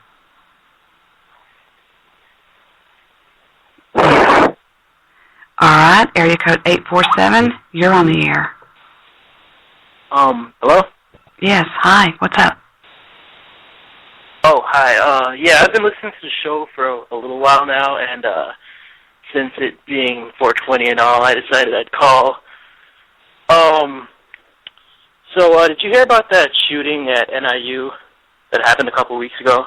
I didn't, sweetie, tell me. All right, so, these two guys who, apparently sold, weed at, NIU, they tried to do this drug deal with these guys, and it turned out bad. And later at night, the two drug dealers came back to the house and shot it up, and ended up like hitting the linebacker for NIU football team or something. And you're not trouble, are you? No, I was actually calling because one of the drug dealers turns out he's my best friend. No. Are you serious? Yeah. I've known him since kindergarten. And in custody? Yeah. Yeah, he's been in jail for about 2-3 weeks now. His bail's at $1 million. Wow. So. Why did he do that? Why did they do that? That's stupid. I mean. Yeah, that's what I was thinking. Like the whole time, I couldn't help but feel like the whole thing could have been avoided if marijuana was legal. I mean, if you could just go to the store and buy it whenever. There you go. Yeah. Let me ask you this: how much money did this man owe these people? The thing is, they didn't even hit the right guy. They hit the guy they hit had nothing to do with it at all. He was like in another house, a couple, You know, let's talk about that. How fucked up and cheesy is a drive-by? I mean, what the fuck? A drive-by? You could hit somebody. I know it was really stupid. And what's even dumber is the other guy that got arrested with my friend. After they did the drive-by, he sent a text to the people they did the drive-by on, like, "You better pay us money." No. Like letting them know, yeah, that was us who just shot your house up. Send the police this way. God, that's fucked up. That's stupid. That's ridiculous. You know, that's insane. I mean, you know, I've got people that owe me a lot of money, and I wouldn't even consider doing anything like that. That's insane. That's crazy. People don't do that shit. I mean, I'm just a drive-by. What if they would have hit a baby? Or, you know? I mean... Yeah. It's like it was a combination of them being really, really, really stupid and really unlucky. Because, like, out of the hundreds and thousands of people they could have hit, they hit, like, the all-star player on the NIU football team, so it turned into this whole huge thing. Absolutely. And that's why it's so fucked. Well, I appreciate the call, and I appreciate you sharing that with us, and I'm sorry, you know, that's a drag, but, man, thanks for the call, area code 847. What a freaking drag. What an idiot. You know, a lot of people say, I used to think when people called people that did that kind of stuff stupid, I used to think that was weird, but if you really think about it, that is stupid. Because I can imagine I'm driving along with these guys going, "Hey, man, that guy didn't pay us. Well, let's go over there and shoot him." How stupid am I? It doesn't necessarily mean that I'm mean. It means I'm stupid. Guys, it's 3 minutes till the Central Time Zone, so what are we going to do? Here we go. Take a listen. No stems, no seeds that you don't need. Acapulco Gold is... Badass weed. Cut. How'd that sound to you? Hey, man, that was far out, man. We got to cut, man. Yeah, that sounded pretty good to me. I think we can wrap it up. Oh, I know, man. No, I want to do it again, man. Again? Yeah, man, like I had a thing to do, you know, where you talk, man, where the cat talks. I got a thing to say, man. I was going to say it, but I forgot it, man. You want to do it again? Yeah, man, let's do it again.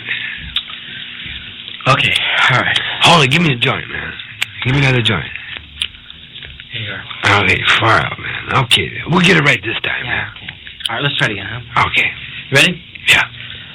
Acapulco Gold filters, take 403.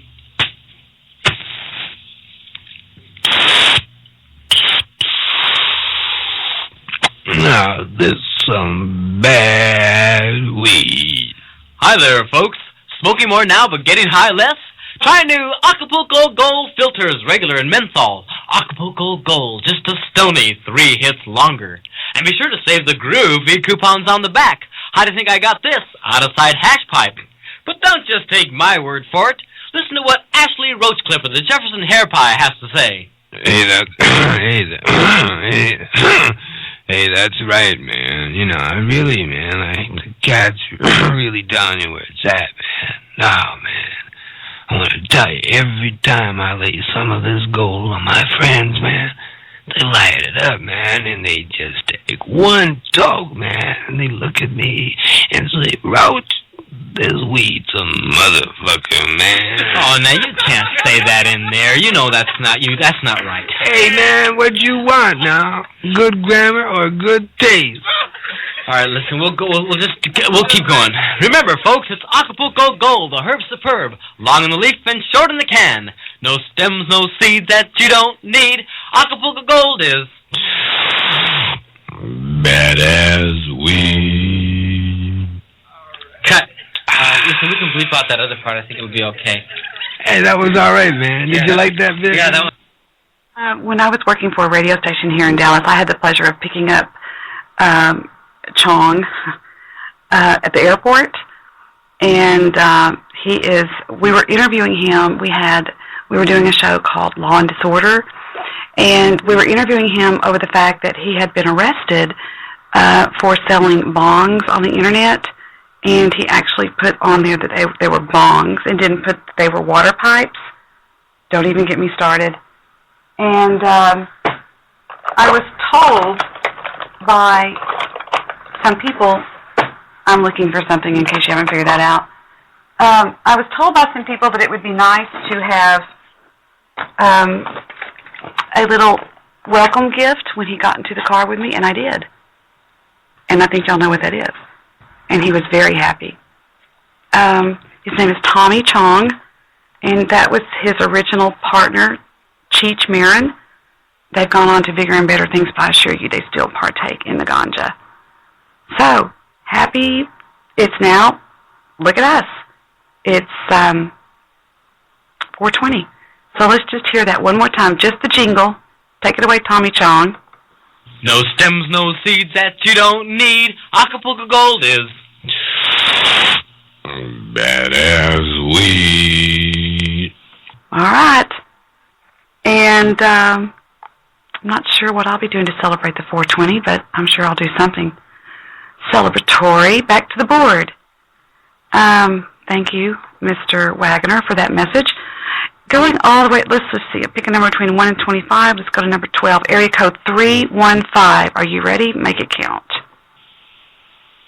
Hey, how's it going? It's going all right. What's going on with you? What's up? Nothing much. I have a really pressing fresh question for you right now. I've been seeing it all over the place, but my question for you is, Debbie, has anyone really been far as decided to use, even go on to do more look like? Say that one more time.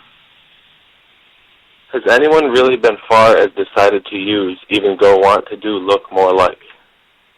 I'm not sure. I think about 2 years ago, yes, actually that did happen. I have no idea what the gentleman just said. Area code 315. All right, going on next, we're going to go to 502. When you're ready, I'm going to pick you up in 321. 502. Hello? Hello? Hi. Hi. Okay, so I'm being completely serious, by the way. Like, my girlfriend I'm being completely serious.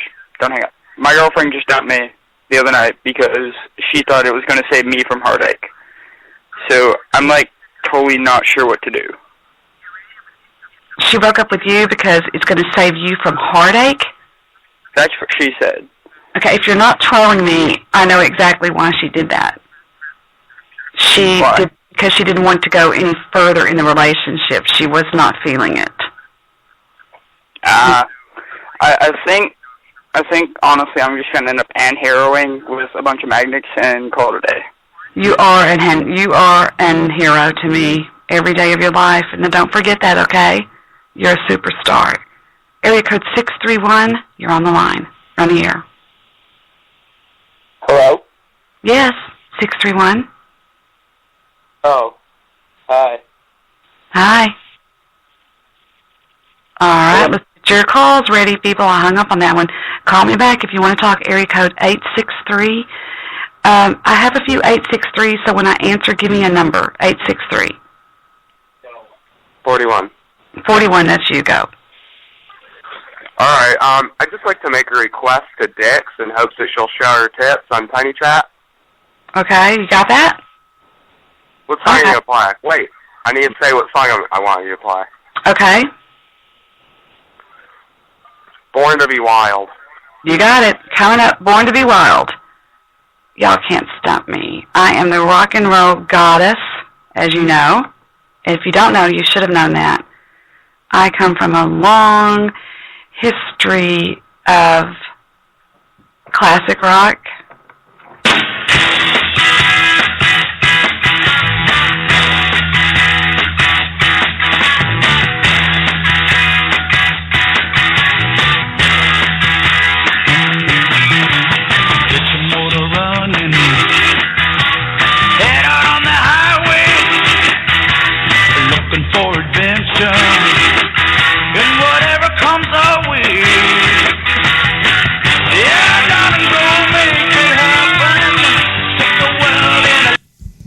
Is anybody still there? I just almost fell sound asleep in my chair. I had my headphones on, listening to the melodic tone of my voice. That's how you handle a 4chan raid. You don't go, "Stop trolling me." You just roll with it. You just roll with it. 36 past the hour right now, wherever you are. In my case, it's 12:36. All right, let's go find something else. Now, that goes on and on. That was only about halfway through. I could continue playing that. Let me go see if there's anybody in my Spreaker chat room. I could have made a surprise attack on you guys, but I didn't. 100. I don't even have my freaking glasses on. They were trying to stump me that night with music. Somebody called in with something, and I surprised them, and I had it. Okay. 198 messages. Oh, boy. Okay, let's go and open up the chat room. I have to go and open up another Debbie Daily Spreaker thingy, and then I go to I Am Disappoint.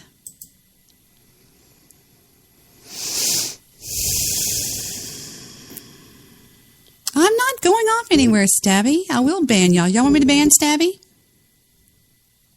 Dear me.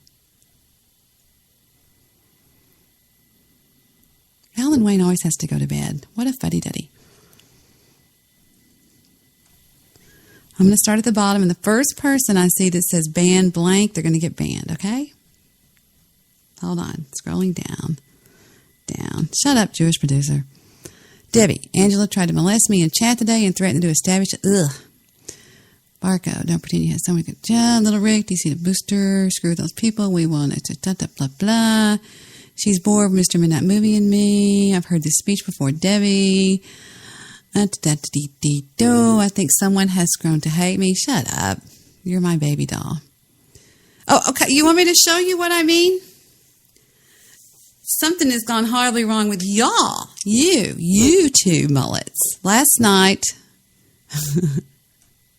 I love Mr. Midnight Movie and Jewish Producer. They're my angel babies.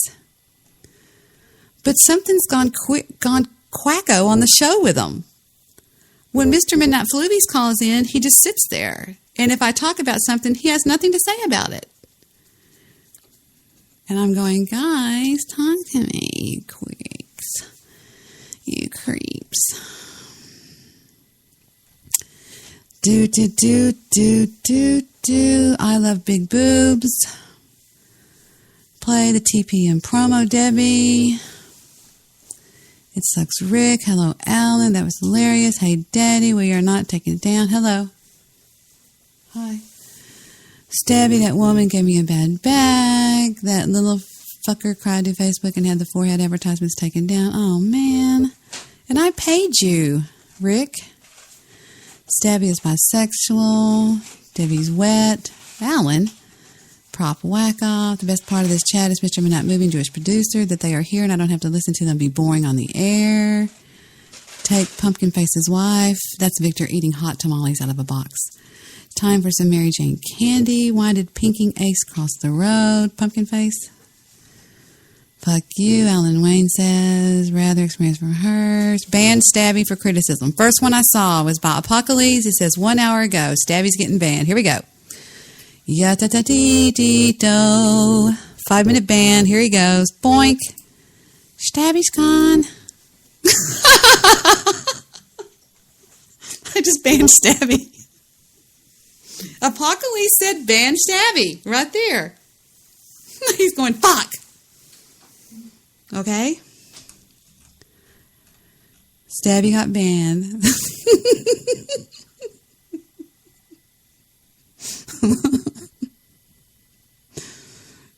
Jerks. Okay. We'll leave Stabby banned for 5 minutes and we'll go back to the show we were listening to. Look at Barco's picture. He's a little clown with a big nose. It's cute. I like that. Okay. We'll leave Stabby banned until somebody says something in the chat room. Until somebody talks, he's going to stay banned. I want to hear more of that 4chan raid. That was interesting. I mean, I could go and play something else, but who's counting? I just slapped the space bar.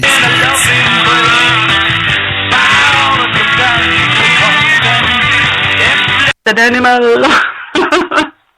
No, I'm joking.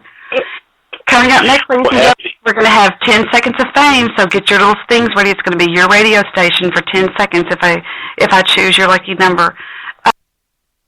Ha, ha, ha. Proof that Ghost stole radio graffiti from me. Make a note. April 20th of 2011.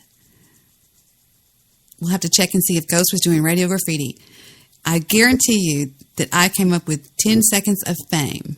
Maybe I did steal it. I don't think so. We'll see. So tell the people who you are and what you do and why you do it and why can't you do something else? My name is Todd Morris, and I run a very good late-night talk show, which is called The Tonight Show with Todd Morris. And I do it better than anybody else. That's why I do it. And I can't do anything else because why do anything else but be the best? That's right, baby. You are good. You want to give him a little bit of Ric Flair just to piss all the guys off that can't stand you doing Ric Flair? Okay. Is Rick there? Or is Rick there, by the way? I mean, not do Ric Flair, but is he there? Oh, really? No. Rick's not here tonight, but I do have a special guest with me. Who is it? You would tease a girl now, would you? Well, we're going to be saving that for tonight's special 420 edition of the Tonight Show. Right. Now finish the Debbie, Yes. Go ahead. Mm-hmm. I did want to ask you, have you listened to any of the Plainville archive shows? I think I've heard all of them. Oh, okay. Have you listened to the ones recently? Actually, I think I have. Oh. Why? They're just Vince's shows and different shows like that. Oh yeah. I was just wondering. Should I be pissed off? Should I be pissed off at you? No, not at all. You're hiding something, Todd. All right. Oh, You're hiding Todd something. hasn't done anything. Uh-huh. No, Todd has. I just wanted to know if you. What? What? You're lying to me, you piece of shit. What did you do? No, I didn't do anything. I just wanted to know if you heard one of Prankville's archive shows. Maybe. Spill it, right now. Spill it. Dish, what'd you do? Nothing. I didn't do anything, Debbie. You're a lying piece of shit, and I'm putting you on hold because you're lying. Wait a minute. Okay. You're lying to me. Okay, from now on. Okay. What? Go. Oh, okay, I will fess up to it, Debbie. Okay. Okay. On one of the last episodes of Prankville, I had an old friend on the show. Mm-hmm. I mean, you know who it was. Diesel Kilgore came Right. by. Kilgore, uh-huh. And? We kind of got to talk, and I don't know if you listened to that or not. You better dish right now in 3, 2, what did y'all do? We kind of talked bad about Debbie Daly. Go ahead. What did you say? I don't want to repeat it. You're in trouble. I'm going to go listen to it after the show. I've got your number. You know that. I'm mad at you now. What? Wait, no. It was me and Diesel Kilgore, and we. Hey, what did you say? What did you say? Was it about? I didn't say anything. Right, hold on. Let's do multiple choice. Was it weight, talent, looks, marriage, or what? All of the above. It was none of the above. Diesel Kilgore just shed some light on why he left and what he thought about Blog Talk Radio and certain people on Blog Talk Radio. And give Diesel a little message for me. He will not be missed, but I still love him, okay? I've got to move on, Precious. And I'm listening to that show. Your ass is mine. And so is Diesel Kilgore's. Unknown caller, this is going to be the last one I take for a minute, and then we're going to go into 10 seconds of fame. Unknown caller, you're on the line. Oh, I got a personal question. Okay, go ahead. Do you own or have ever played the game Battletoads? No, I don't believe I have. What, oh, really? You should really try it. What platform is it on?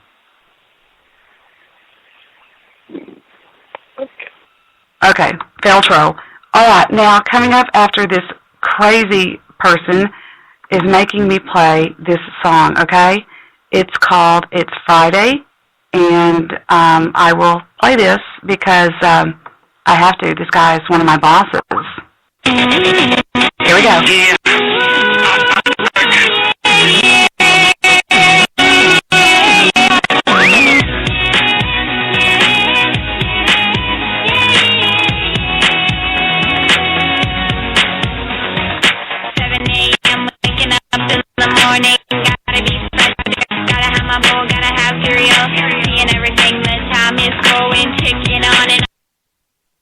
I'm going to have to stop the show, and I'm going to tell you why. Because Victor is in the other room, and he's pulling too much of the bandwidth, I think.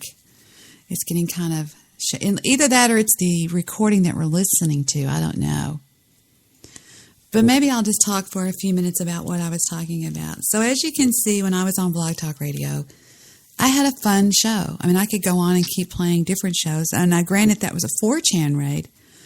But there was something about the 4chaners that just kind of clicked with me. I mean, we didn't really hate each other or anything.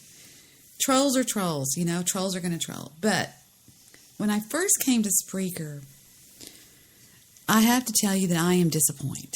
Because I thought it was full of all these big shot radio people, former radio people, you know. And I got to tell you, when I finally took the time today to finish listening to that stupid thing that Guy Shea did the other night, I was just That was ridiculous. It was stupid. And I noticed he hasn't been on the air since. I think he really believes he made a fool out of himself, when I think he did. And I think he's got too much pride to delete it or put it on private. It's ridiculous. Did y'all hear that? Did you actually hear Desert Rose on her show threaten me? She goes, "Hey, bitch, if I see you in public, I'm going to kick your ass and I'm going to rip that wig off your head." And I thought, wig? What the fuck is she talking about? I don't have to wear a wig. I wear a wig. Poor Desert. And, you know, I don't know. It's just very disappointing, you know, just very like, ugh. It's kind of like watching your dad make a fool out of himself. You know what I mean? When the guy sits there and thinks he's like this hot shit Spreaker host, he's really not. Mobster Boss Radio is the boss of this place. And I mean it. You don't get any better than Lester. Lester is just almost perfect in my book. And Victor's out there listening. But see, we have the perfect marriage. I can tell him I think somebody's beautiful. I can tell him I think somebody... And he knows that doesn't mean I want to go and have sex with the guy. That's not what I'm talking about. We have a marriage that is almost perfect. We have so much respect for each other that we trust each other. And that's the way all marriages should be. It shouldn't be, well, if you look at her and you talk to her and you don't talk to me, I'm not going to talk to you. You talk to... Man, you don't own people, dude. Nobody owns anybody, you know? And I feel sorry for somebody that acts like that. That's a sad existence, man. Shit, I saw my parents play those head games. No way. I'll never do that. But yeah, Lester is the coolest guy in the world. He's just near perfect, you know? I mean, he's got class. He drives muscle cars. And he's got just enough class that he won't trash talk people. He'll get caught up in something. Whenever the Queen over there first hit the scene and she came into that show that I was on, which was out of, I think there was 3,000 shows live that night. It was really coincidental that she came to that show. But anyway, I have some Whoppers. Y'all know what Whoppers are? Malted milk balls. We call them mothballs. So I'm going to eat one in a minute. You know, but I don't know. Just weird shit. A lot of things on my mind. And I don't really like to talk shit about a lot of people. I really don't, because I really react to people. People talk shit about me and then I react to it. I'm not really the aggressor. But I think some of it's cute. But Mr. Midnight Movie and Jewish Producer, they act like they don't really want to be here anymore. It's kind of sad in a way. So I'm just like sort of doing them a favor by not have, I mean, I don't have to have every single show every night with them. And besides, they've been cutting me out lately. The Jew, and I'm not whining, I'm just fucking talking. The Jew and what's his face won't even talk to me when they're on the show together with me. They just cut me out of the whole deal. Fuckers. Let me show you what I mean. Okay? Mr. Midnight Movie calls in, and he doesn't want to talk about anything I'm talking about. Watch. Just take a listen. Business, I don't care. I love you anyway. How would you hear me date women? I never hear you speak about it. Oh, I went out with this girl the other night, and she had this or that. That's... You idiot. Yeah, it's pretty... Are you there? No, I left a little while ago. Hold on. All right. How's that? Is that any better? Yeah, what'd you do? I actually switched it to my phone rather than my car phone. What happened to all the noise? It was like going... Now it's not. Because I was using my car phone. That is so weird. It's like freaking But I suppose for all intents and purposes, for the radio broadcast, I shall have as least background noise as possible. Remember when I would mute myself when I would go... Oh, you're so cray. Debbie, this is Fire Witch. Fire Witch. Oh, she was always so far away. Remember when she put that curse on me? On today, I'm like, God, shut up. You went to a restaurant and I yelled at the employee. And it's just, you know, some kind of story like that. Yeah, I mean, if I want to come on the show and get depressed, you know, that's horrible the way he is. He's a downer lately. Nobody lives up to my expectations And in let's this turn world. the subject to what he wants. Yes, it has to be what he wants to freaking watch, and I hate that. And he's. You're going to talk about what I talk about. I'm going to interrupt everything you say. Well, now, JP, how does my microphone sound? You know, I was showering. That was after the God speech. That guy had the proof of God. Was it after? How much longer after that did you hang up on Uncle Maury? You might notice there's been no inflection in my voice since Jimmy Carter was president. I fucked a girl in 1953. Her name was Stephanie. Hey, JP's real cute, Jake. Well, hold on. It just... come on now. Well, let me show you what I'm talking about. We get to a point when I start bringing up some topics, and I didn't get any response out of them, and I just felt so bad. Sad. How rude of me. Oh, man. Bring him back. Yeah, no, well, I'm going to take us, I'm going to I don't know. He's whining and just, it's all about me and my situation. I'm like, ugh, shut up. I get like that, too. When my blood sugar goes too high, I become, I think, not as big of a I want to bitch tell man y'all as something. The solution There is what's that? There's a female podcaster on Spreaker that obsesses about me, listens to me. She's my third biggest listening audience fan. She lives in Bakersfield. Now, here's the funny thing that I've just noticed about her lately. I've been listening to some of her snooze fest over there, and she tells everybody that I'm a narcissist. That's her big battle cries. Debi Daly is a narcissist. But if you ever listen to one of her shows, all she talks about is her. Period.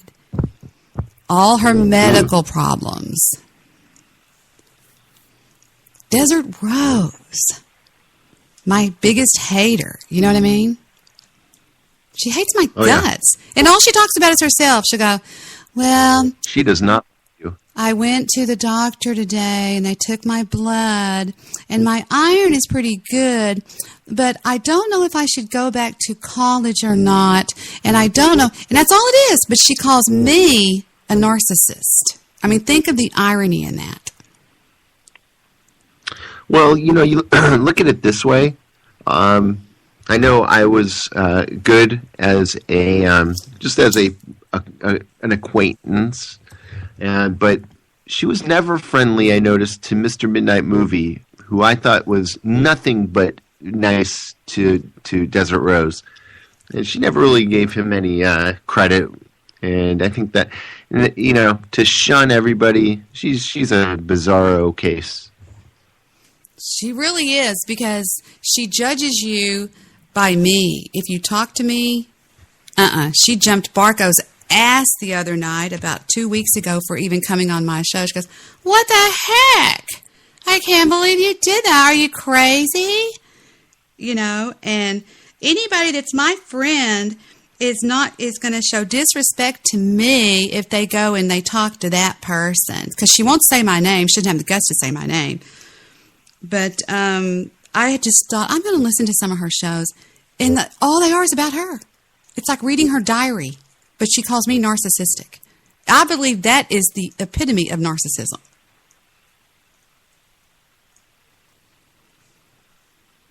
Over. Copy. Copy. It is. And how do you define narcissism?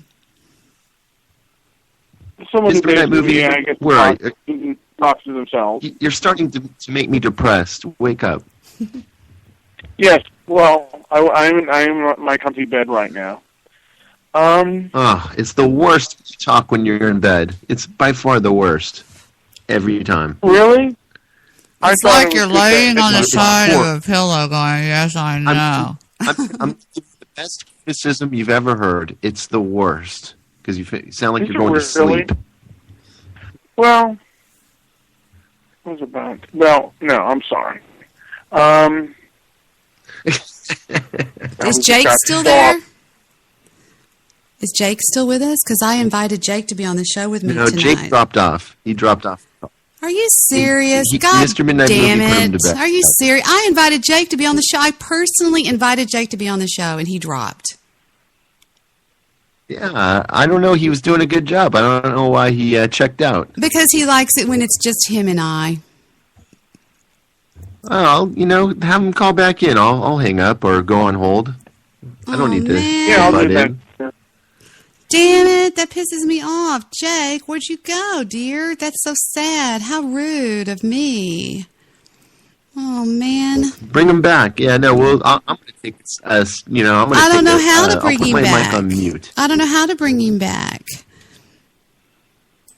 Well, do you think he dropped? Do you think it might be a technical difficulty, or do you think he just hung up? Well, he was breathing on the phone a lot. I remember. Damn it. Rats. Well, I'll get him back. Because sometimes I drop when... Well, since nobody's going to talk about anything, I'm going to play a speech from the Normal Heart. Everybody, take a listen. And this is pretty moving. Okay, this is him. This is him talking to his brother, and I want you.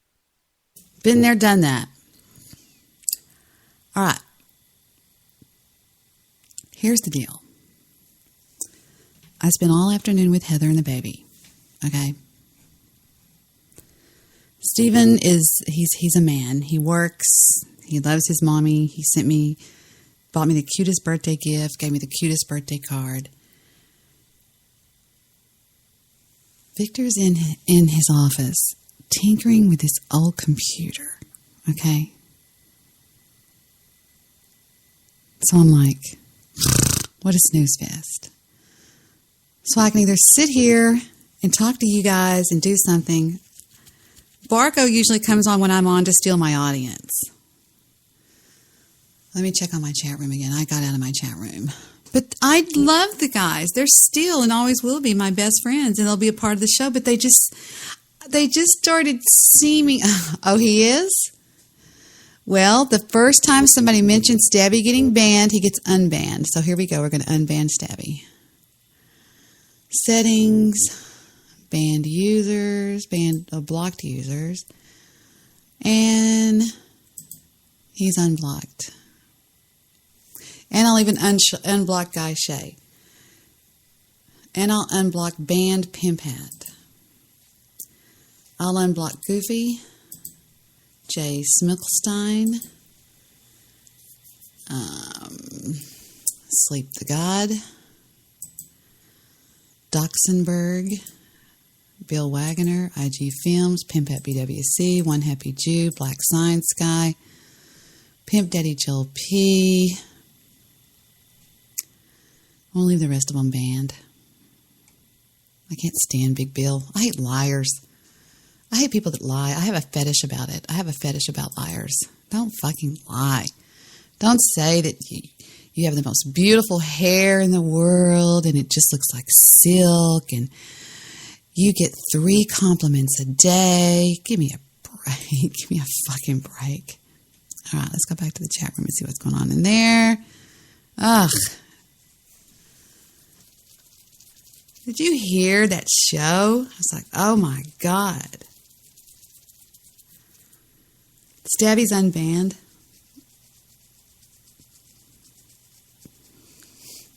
Desert Rose is not a rape.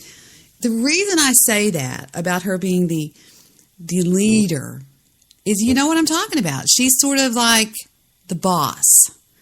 She'll tell y'all, don't talk to her, do this, do that. She calls herself the queen, blah, blah, blah. That's all I mean by it.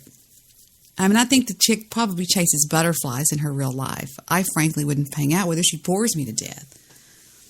But on her show, all she talks about is her. Victor and I tried. Oh, we tried listening to it tonight. And it was like, oh my God, it's a... What the fuck? Well, I did this, and then I went to the store, and then I went over here, then I went over there, and I did this, and I'm so beautiful, and oh, blah, blah, blah, blah. I mean, people, come the fuck on. And you're just jealous of me. I'm jealous? Are you kidding me? We got to show y'all some of this, because I know Audrey's going, what are you talking about, Debbie? Take a listen. Count the I's and the me's. All right, welcome back to Desiro's radio show. So I was talking a little bit about beep the stuff on the between hosts that I listened to tonight. I was a little bit disappointed. And I don't know why it's bothering me. Maybe it's because I'm tired. Maybe because I want to sleep. But I was sitting there thinking about it, and it's like... Okay, I started broadcasting in 1997. Me, beep. Yeah, it was like 1997. And did they have the internet in 1997? Shit, I wasn't even nowhere near a computer in 97. I was rocking it with the babies and stuff. We were having pool parties every day, me and the two kids. I had pool parties every day with my babies. We made our own little world. What the fuck? And I didn't get back until about midnight. And I fell asleep, so I slept for about 3 hours beep, and I just woke beep. up because I wanted coffee. Every time I hear I, I'm going to go beep. Like, I woke up for coffee. Beep. I think I was thirsty, beep. But I was like, beep. no, I want some coffee. Beep. I don't know. Beep. And we had this Chinese food. It was pretty good. But today I get to stay home beep. And play with my art stuff. Beep. Oh my gosh, I have so many beep. ideas, and so I'm doing my whole thing, right?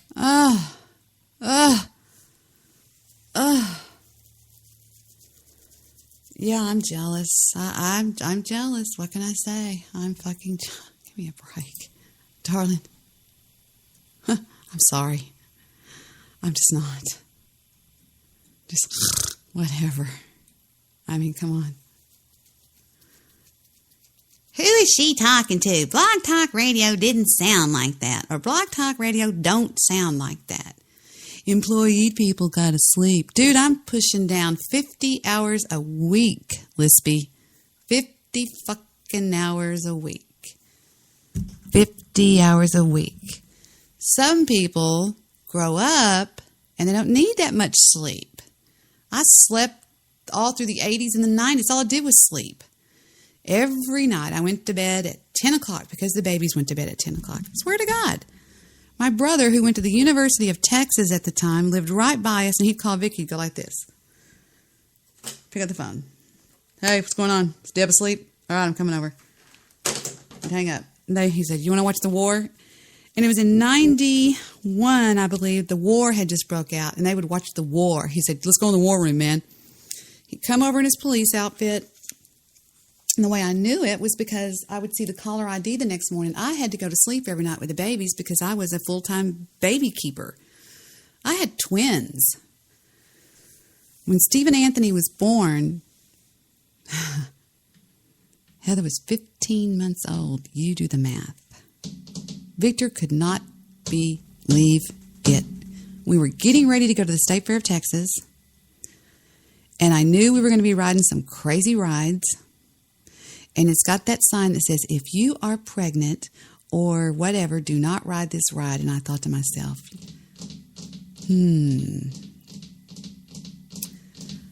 I just knew that something didn't feel right. So I said, stay here. We had my nephews with us. I'll never forget. I said, stay here.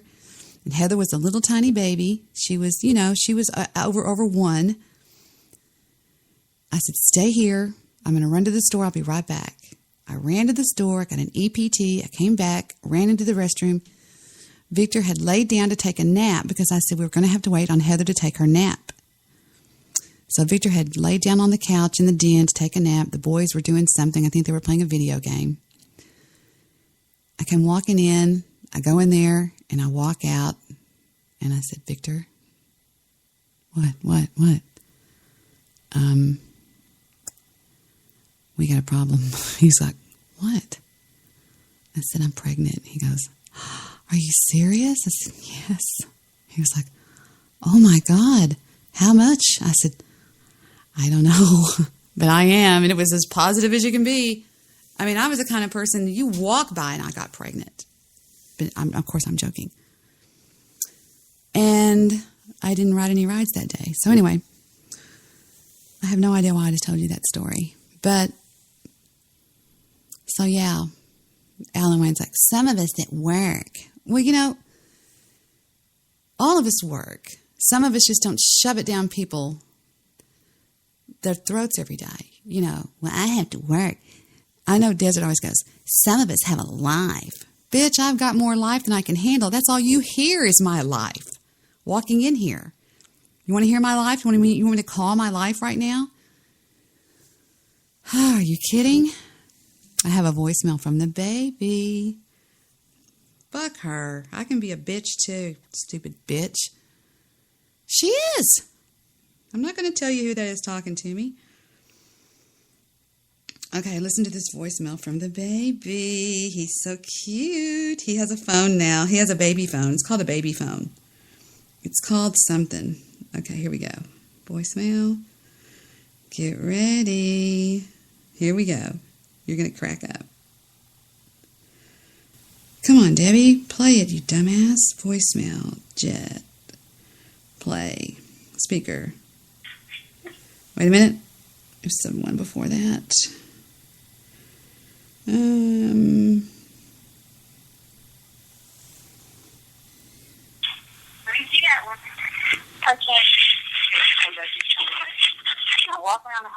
Well, that's not the one. Hold on, that's another one. Hold on, let me find it. It's so funny. It's so cute. It's so little baby.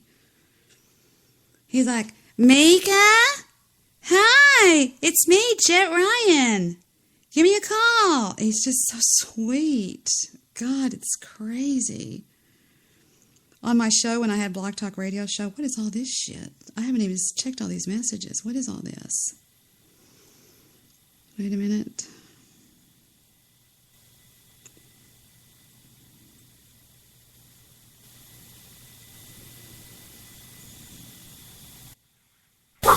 Debbie, it's Brittany. You're probably on a call right now because, I don't know if our break's line up or not. Oh, Brittany. Because I had this customer who's been a member that's been a member for 20. She was so upset. She was crying. I don't know what this message is from Heather. I haven't checked it.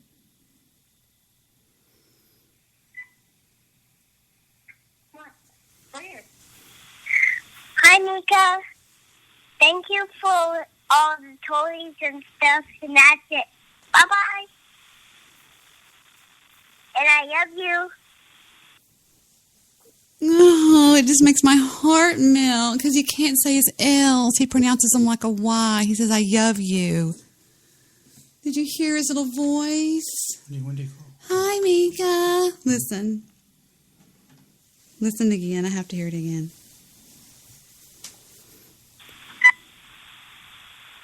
What? Weird. Hi, Mika. Thank you for all the toys and stuff, and that's it. Bye-bye. And I love you. Oh, that just makes my heart skip a beat. It does. It's just crazy cute. Oh, he's so adorable. You've got to admit the kid's precious. Y'all can go fuck yourselves. Seriously. I mean, that is too cute. That is amazing. Let me see how I sound on my show tonight. I'm so bored. Here we go. Let's hit play on the Debi Daily Spreaker app. Crazy cute. Oh, he's so adorable. You've got to admit the kid's precious. Y'all can go fuck yourselves. Seriously. I'm so sweet. Y'all can go fuck yourselves, I said.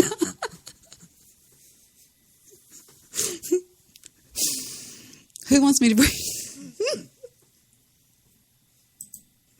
I said, y'all can go fuck yourselves. Hey, wait a minute now. We're on the old computer. Who wants to hear some old Mr. Midnight movie shows? Huh? Da, da, da, ya, da, da, da, da, da, da. Here we go, coming at ya. I'll get the blanket from the bedroom. Oh, I used to play this song on my show all the time. I used to tell them it was a sweet, sweet love song. Take a listen to this song. I just saw it for the first time. It's pretty wild. Take this shit back. Take this shit back. Take this shit back. Take this shit back.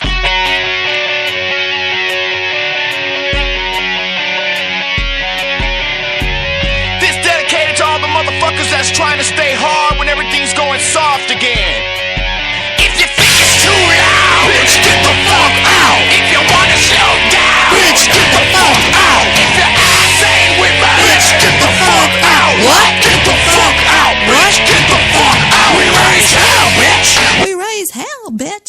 We raise hell, bitch. Motherfucking hell, bitch. We don't give a fuck. We don't give a fuck. So all you pussy motherfuckers, shut the fuck up. I swear to God, that's what it says. Oh, and we can see some of Steven's songs, too. Here's one of Steven's songs that he has on his computer. You're going to crack up. I swear to God, this is what Steven listens to. Doesn't he, Victor?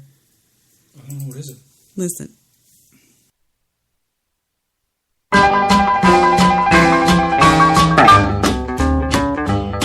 There it stands in the corner where the barrels are straight. I look out the window and over the gate. The big fat rabbits are jumping in the grass. Wait till they hear my old shotgun blast. Shotgun boogie, I done saw your track. Look out, Mr. Rabbit, when I cock my hammer back. Victor's cracking up. Remember when we walked into Steven's room a couple of nights ago and it was like going, well, here's the rose in San Antonio. It was like the real, he was actually there just listening to it. He belongs to this huge group that plays online games. He has the, the headpiece and he's always in there talking shit and everything. And they've been playing Minecraft lately. And you'll hear Steven go, what the fuck is that? And he also had this one. This one's by Walter Brennan. Remember Walter Brennan? He used to have a hitch in his Get Along. This one's great. Remember when Steven asked me one time, he goes, Mom, did they used to really play music on radio that made people depressed?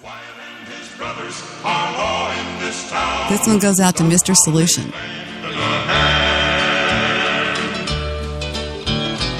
The Ike Clanton gang's down at the OK Corral. The city marshals are heading that way. Walking with two of his brothers, Morgan and Wyatt Earp, and a man they call Doc Holliday. It's the quiet before a storm, and this town knows. All right. Victor said he was rapping. Okay. Moving on along. Here's another one of Steven's from Fair and Young, Chattanooga Shoeshine Boy.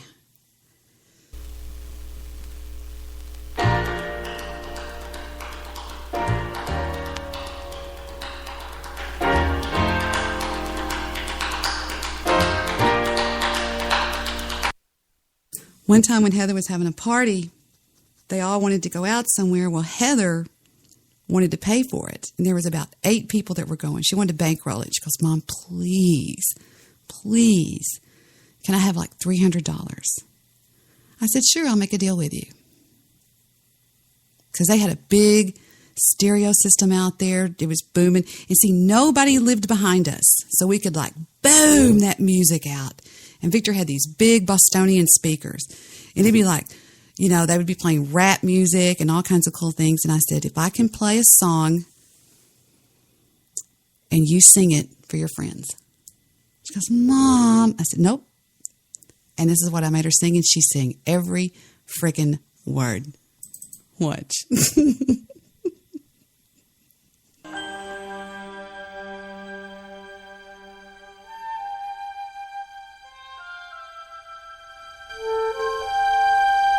She was going, little town full of quiet village. Every day's like the day before.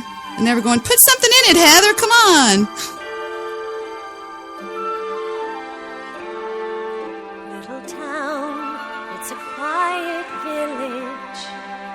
Every day, like the one before. Little town full of little people waking up to say Bonjour, bonjour, bonjour. Here comes the baker with his tray, like always. The same old bread and roast to sell. Every morning just the same, since the morning that we came to this poor provincial town. Good morning, Belle. Good morning, monsieur. Where are you off to? The bookshop. I just finished the most wonderful story about a beanstalk and an ogre and a... Marie! The baguettes. Hurry up! There goes the girl that's so tradition. Heather knows every word. So anyway, that's enough of that. Okay. Mr. Midnight Floovies, where are you? I think I even have one of JP's first shows he ever did. He's going to kill me. Oh, remember the night on my show we were trying to find the saddest song, and I played this one and I won. It's a tearjerker. I remember that.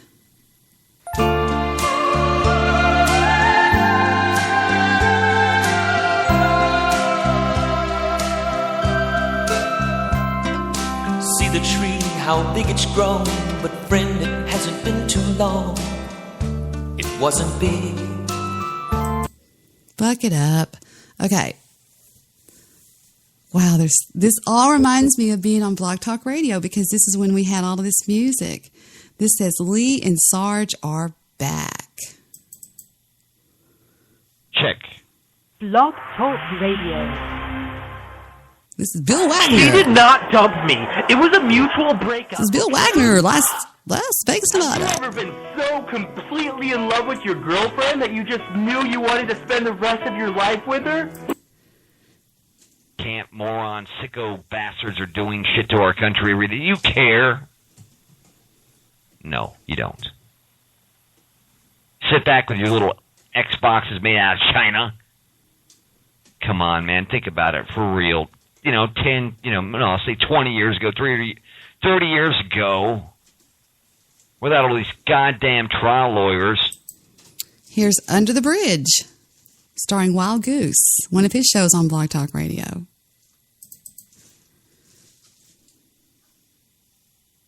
Open bleeding fucking wound in Africa, and then fucking you'll get it. They got AIDS in the air out there. Adult Warehouse, what can I do for you? Hey, I was wondering if you had any videos with pausing in it. Is it pausing? Do you have any videos where people get together and they get paused up? Paused up? I don't know what that means. It means like these people want AIDS. Like they get together and like they try to get AIDS. Like most people don't want to get AIDS, but these guys actually, it's like a fetish. I don't think that we have any videos like that. Oh, it's like nothing raunchy. I mean, it's just like it's no more disgusting No, than AIDS. I'm not familiar with anything like that. Well, it's like they have like open sores and stuff, and like they want to get AIDS. I guess it's like the risk Like I factor. said, that I gets am not familiar with anything like that. Okay, so you don't have any STD porn at all? No, not that I'm aware of. Damn.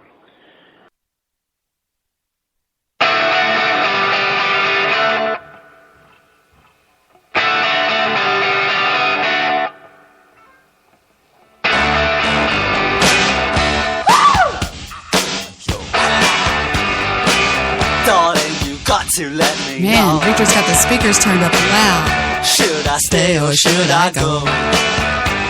Whenever Goose was co-hosting my show, I allowed him to upload songs to my, I guess we called it the studio over there. It's called the studio. He uploaded this one night, I remember. It's by a group called Cake.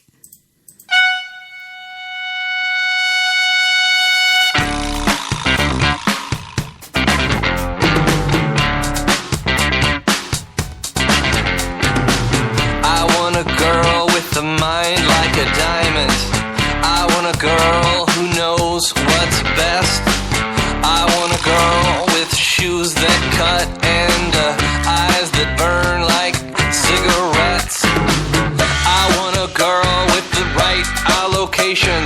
fast and thorough and sharp as a tack. She's playing with her jewelry, she's putting up her hair, she's touring the facility and picking up slack. I want a girl with a short skirt and a long jacket.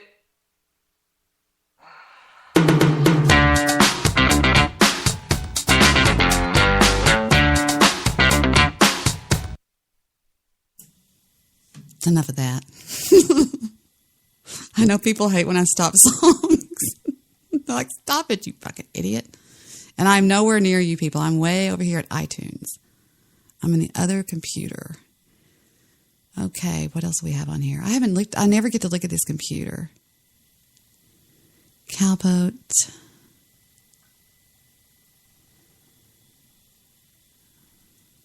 I remember that song. People would call in and request it.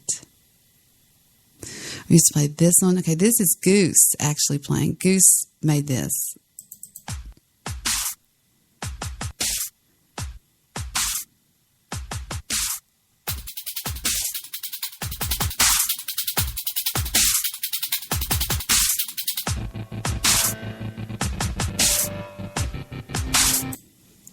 I'm telling you, it's weird. Goose and I were buddies. We really were. You would just have to hear him on my show. He called in all the time. He called me at home. We talked all the time. And then Dr. Herbington stepped in and just really messed everything up.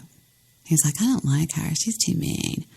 Okay, what else do we have? Oh, this was one of my favorite songs of all time here.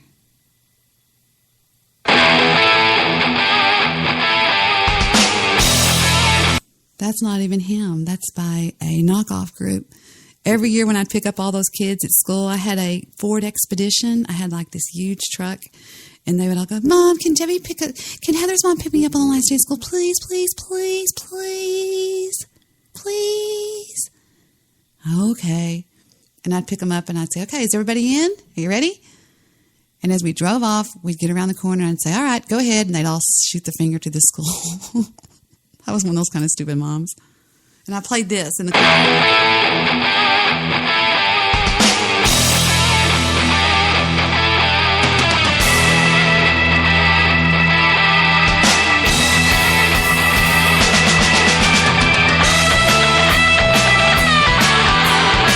want to hear how this band does.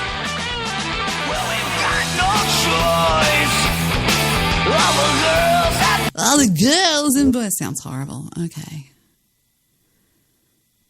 Let's see what else we have before we kiss this computer goodbye for another year. Here's Zecky. Just when you thought you could forget about Zecky, here's Zecky. Hold on. I'm looking at other things. Debi singing. We got to hear this.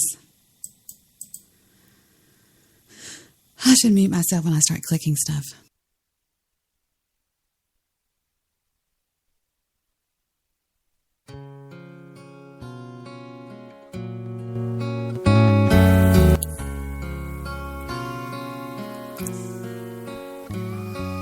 Downtown tonight, I saw an old friend, someone who I used to take comfort from long before I met you. Y'all can all blow me. I caught a spark from his eye of forgotten desire, and with a word or a touch, I could have rekindled that fire. Those wings can't hold a candle to you. Number 41 on the top 40. Okay. Are you kidding me? I'm not playing that. And this was the person I used to do. I used to troll myself. I used to do this. This was called Carol from Blog Talk Radio. It says Carol for May 23rd, 2011.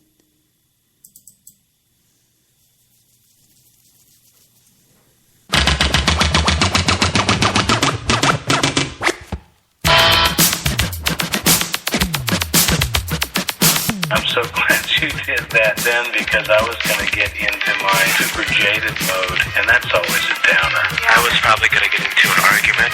You call it super jaded, and Jake just goes ghetto. That's not Carol. That's an intro I did. Okay, what is this one? Why are these like 5 minutes long? I don't get it. Why does it say the fighting side of me?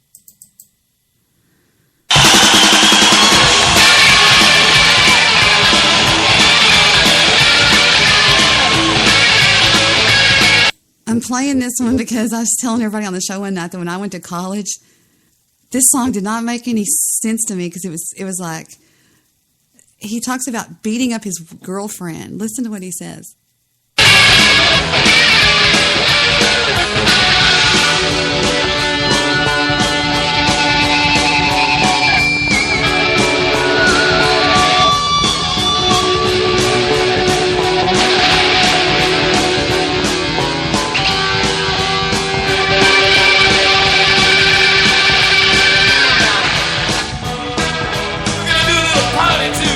What I'm talking about when I went to college, and Victor just backed me up on this. This was actually still classic rock, is what I'm saying. But they played it at these mixers.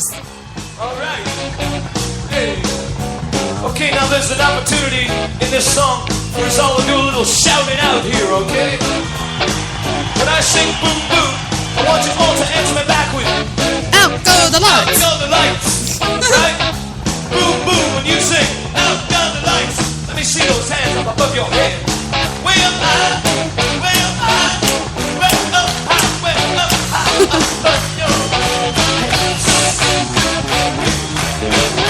Come on, one time. I'm Peter. All the way to the back. Come on now, let's see them. Let's see them.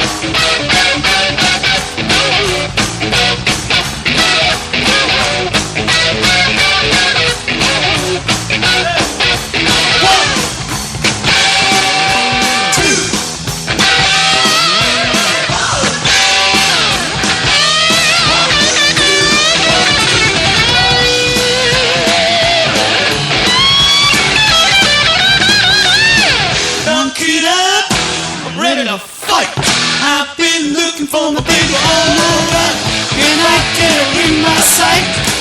Boom, boom, come on. And everybody would scream, "Out go the lights!" And I'd be thinking, we're talking about beating up some person. I can't find Mr. Midnight Movie. That's what I'm looking for. And in the interim, I'm just playing bullshit that I run into.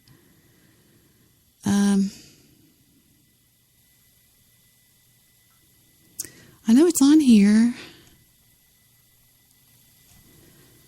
Blog Talk Radio. Okay, wait a minute. Here's an oldie but a goodie. While I look for it, I swear to God, I'm looking for it.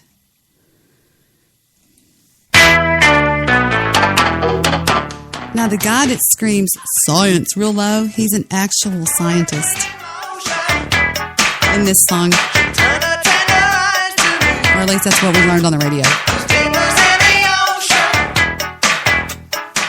I had a gig on the radio where I was sitting next to a DJ for 4 hours a day, looking in books and stuff, and on the computer just telling stuff about the songs he was playing.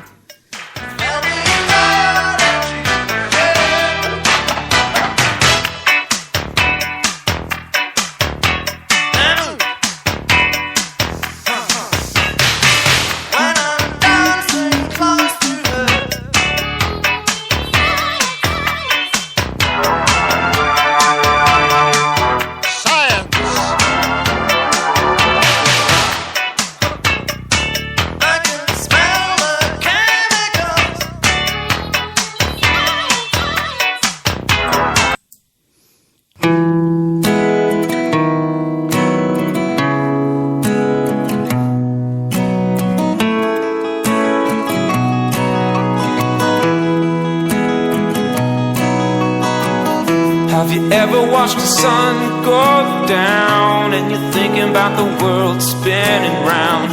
Have you ever been high as fuck? You're in the bathroom mirror talking to yourself, and your dog's looking at you like you need help. Have you ever been high as fuck?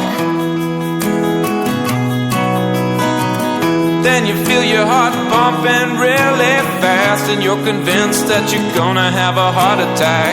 Have you ever been high as fuck? You close your eyes and you're on a chicken farm. The only problem's that the chickens have human arms. You say that's fucked up, why do the chickens have human arms?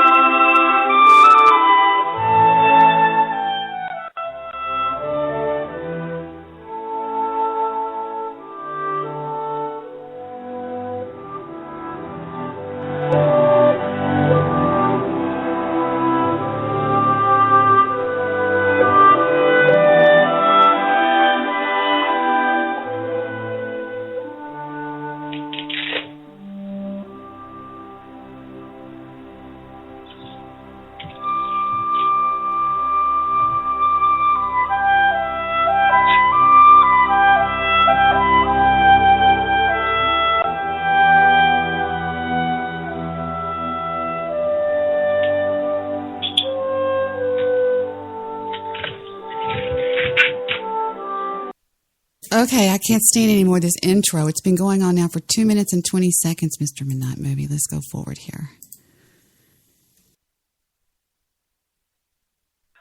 My stoic calm. Yes, good morning to you as well.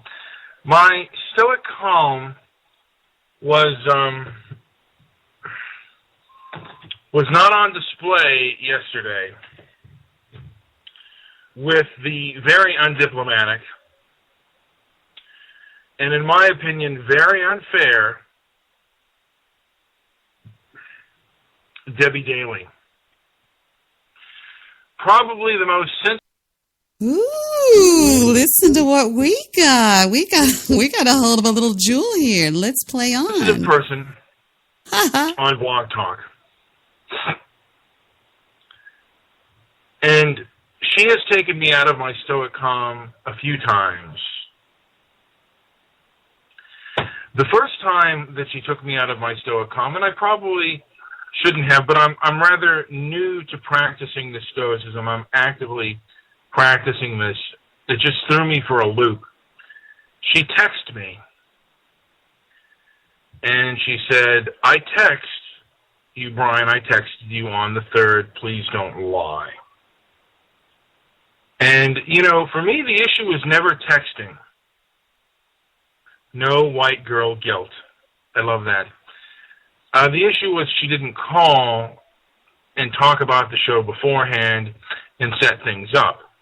That was my problem. There was no clarity on what she wanted and how she wanted it done.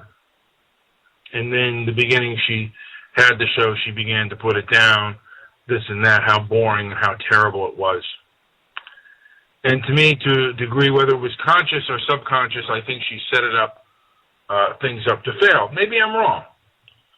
And I've let the issue go, but she continues to talk about it and bring up the issue. And then she told me, she texted me, please stop talking about this, let it go. And okay, it's been 13, 14. It's been almost 3 years since that happened. We had a fight. It was just the only time we ever had a fight. We tried to do a show together, And I'm going to tell y'all what happened. Oh, about 30 minutes before broadcast, Victor dropped the biggest bomb on me I've ever seen in my life, and my whole world just went crash. So that's what happened. And I can back that up. Y'all want to keep listening to that one? You want to? Let's see what he says. And stop talking about it. And I've always said on my show that I've let it go. Now, Nature Boy, on the other hand, acts differently. I'm not Nature Boy. I'm not Jewish producer. I'm Mr. Midnight Movie. I'm the truth clown. But I think she does what a demagogue does when she kicks people out of her chat room who disagree with her. You know, if you're going to say stuff about other people and then not let them respond,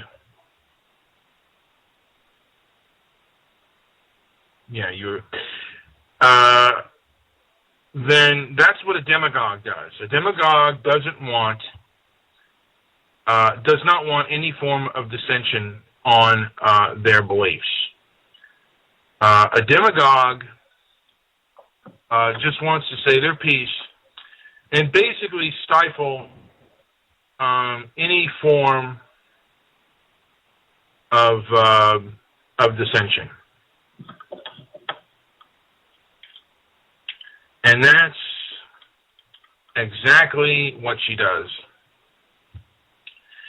Now, maybe she feels this way about me. This is from the Buddha. I kind of look like the Buddha, by the way. An insincere and evil friend is to be more feared than a wild beast. A wild beast may wound your body, but an evil friend will wound your mind.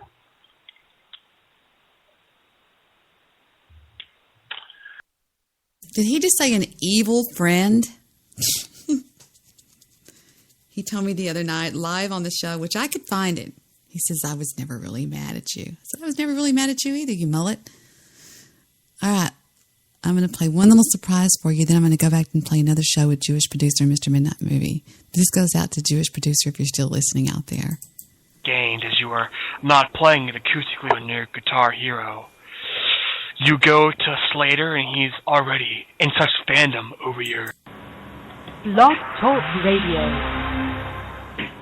Rocknet emergency server activated. Exterminate.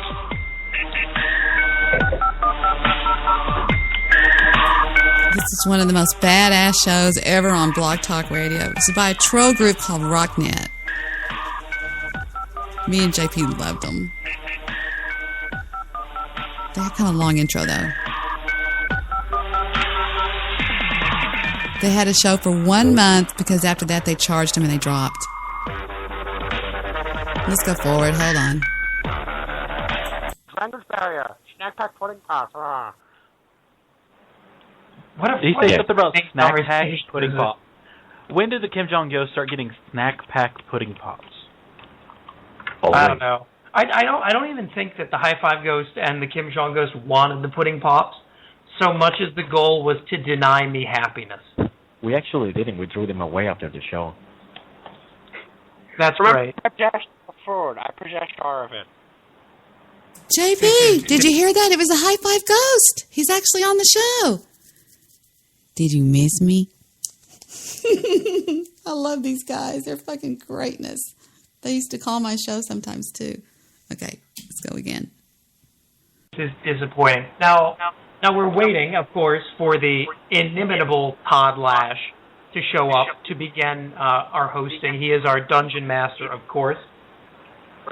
And once he gets here, all of the wonderful, beautiful, sexy, saucy listeners in the room will be able to participate as adventurers in the game by clicking the Skype button over on the right for a free Skype call, or dialing 714-888-7467 to take your turn. I think this time I'm going to work against all y'all. I'm going to use my turns to see how much I can disrupt your teams. Do it. Because last time, I enjoyed my s'mores and watched you guys fuck each other over. That's true. You did sit out quite a bit. Was that your contribution? Yes, that was my contribution. I was taking a drink of sugary coffee that I put far too much sugar into. Fantastic. Now I know that Mr. Jeeves almost missed the show tonight because he was participating in our new listener appreciation and engagement thing. DC Universe Online. Mr. Jeeves, explain a bit this nightmare that you've created. Oh, I'm the one that created. Okay, thanks. We're playing. It was your fucking idea. DC Universe Online. Now, this is Superman, Batman, and all the other gay fags in tights, not like the cool ones like Wolverine and Iron Man. But anyhow, that's okay. Marvel hasn't got there. We are playing in a world where you create your own character, where somehow Lex Luthor is a good guy and he zaps you with shit from the future and you become a hero. Or a villain. Anyhow, yeah.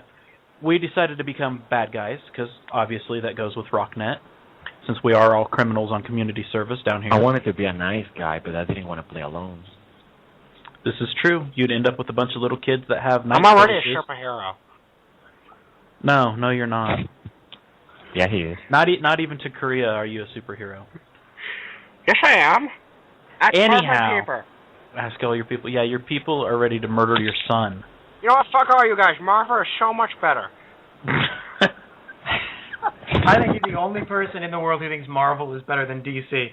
But actually, I do think Marvel's better than DC because nobody can defeat Wolverine. But what I thought was so funny was I can't. The High Five Ghost. Is this not the greatest audio you've ever heard in your fucking life? And I have got 1, 2, 3, 4, 5, 6, 7, 8, 9, 10, 11, 12, 13, 14, 15, 16, 17, 18, 19, 20, 21, 22, 23, 24. I have 25 episodes, complete episodes, 1 hour and 36 minutes apiece. These guys never broke character, man. They never broke. They called my show all the time, too, and they wore Mr. Midnight Movie and Jewish Producer out. They called in and would just destroy Mr. Midnight Movie.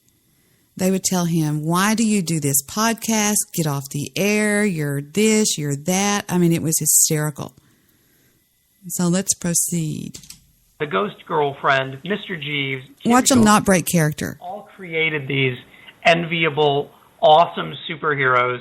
And I made Hamuel Hawk, who's essentially just a guy in jeans and a sweater vest, whose superpower is the automatic weapon. I mean, there's something super about him. He just is an angry man that shoots people in the face. Hey, mine is a flying Negro. I'm a cat. That's all I did, really. Mine is a black man with an afro and just flies. Mine harnesses the power of steam energy. Now, callers, Dungeons & Dragons is currently free, so if any of you would like to join us, feel free. Dungeons & Dragons? No, DC Universe. Dungeons & Dragons. Oh, yeah, DC Universe. I'm sorry. You know, Dungeons & Dragons is actually free, too. We might try that next after we get bored of DC Online. In about 5 minutes. Yes, DJ, New Style, Hugh Jackman failed at Wolverine, period. That was not Wolverine. They should have got Chris Benoit before he killed him. We can play WoW online and try to get skinny girls to hold our hands. I tried that. Nobody would join me on World of Warcraft, unfortunately. I did try that. I have lots of gold I could waste. No. God. I'm glad this is how we choose to start the show. Now, as I mentioned, we are, of course, waiting for Dungeon Master Todd Lash to get this sexy show going. If I didn't mention it already, with a chubby girl's body. Our adventure tonight, of course. His body. What'd you say? I hate you all. We hate you. I'm far too intoxicated on girl drinks for this. You say on girl drinks? On girl drinks. Do tell us, what have you been drinking, sir? I'm a girl drink drunk.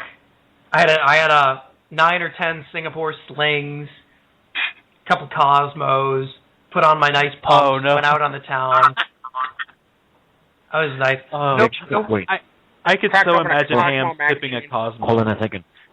I don't know if you guys have noticed, we actually have a lot of callers right now. We do, but I refuse to answer until Todd Lash is present. All right. Does any of the callers have something other than playing Dungeons and Dragons at the So moment? I do believe one of them we may want to take. I think one of them is, in fact, Mr. Midnight Movie. I don't know. Do you think we should chat with Mr. Midnight Movie before we? He's got nothing better to do. Yes. Let Mr. Midnight on there. Because He needs to join us tonight. Mr. Midnight is confused about how Dungeons and Dragons is played.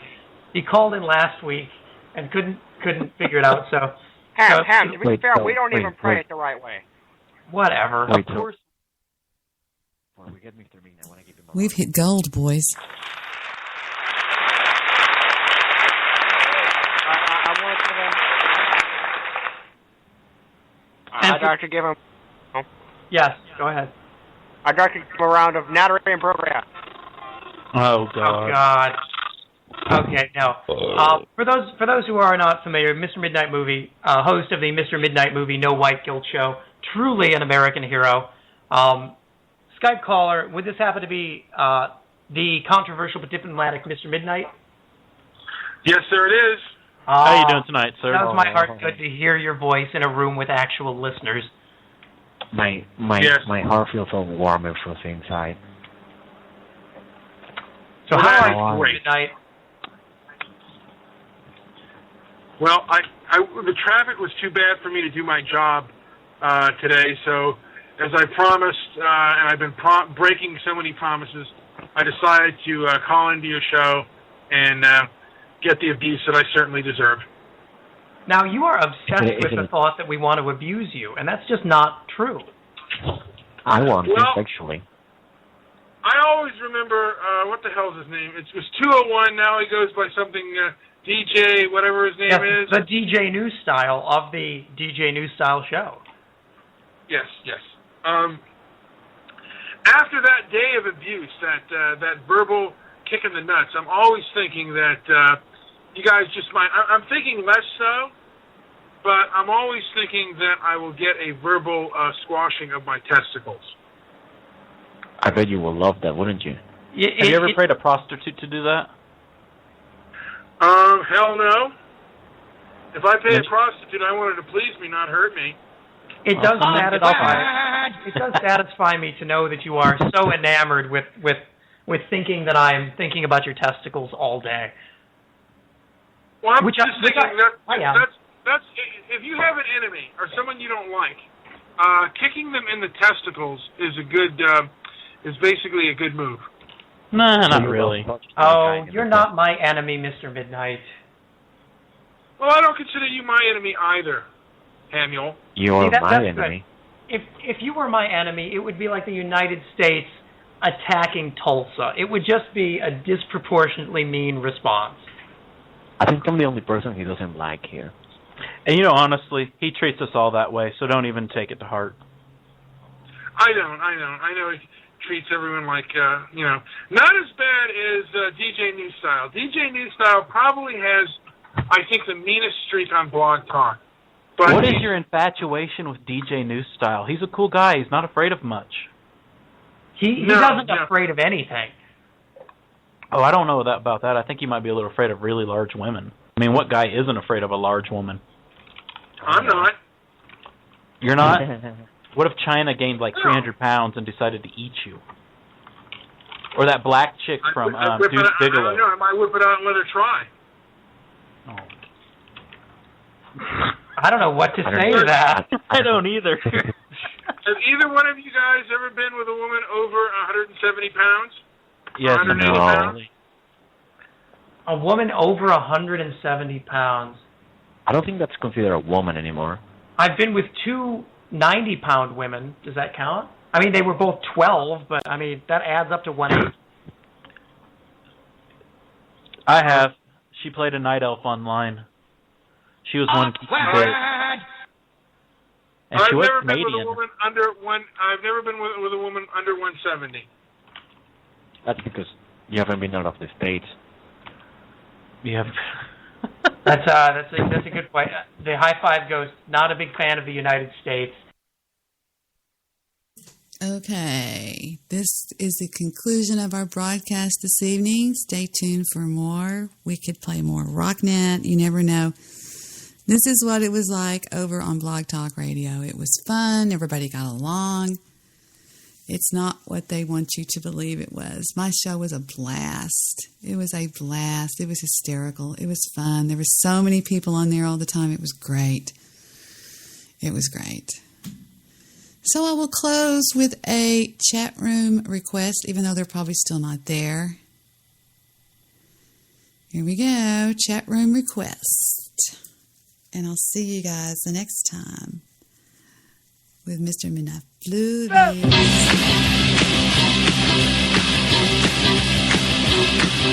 the kids are all hot, they're ready to go. They're ready to go now. They got that circle, they're going to the discotheque to go. But she just couldn't stand. She had to break away. Well, New York City really has it on. Oh yeah, oh yeah. Sheila is a ball rocker. Sheila is a ball rocker. Sheila is a ball rocker now. Sheila is a ball rocker. Sheila is a ball rocker. Sheila is a ball rocker now. Well, she's a ball rocker, ball rocker, a ball rocker, a ball rocker.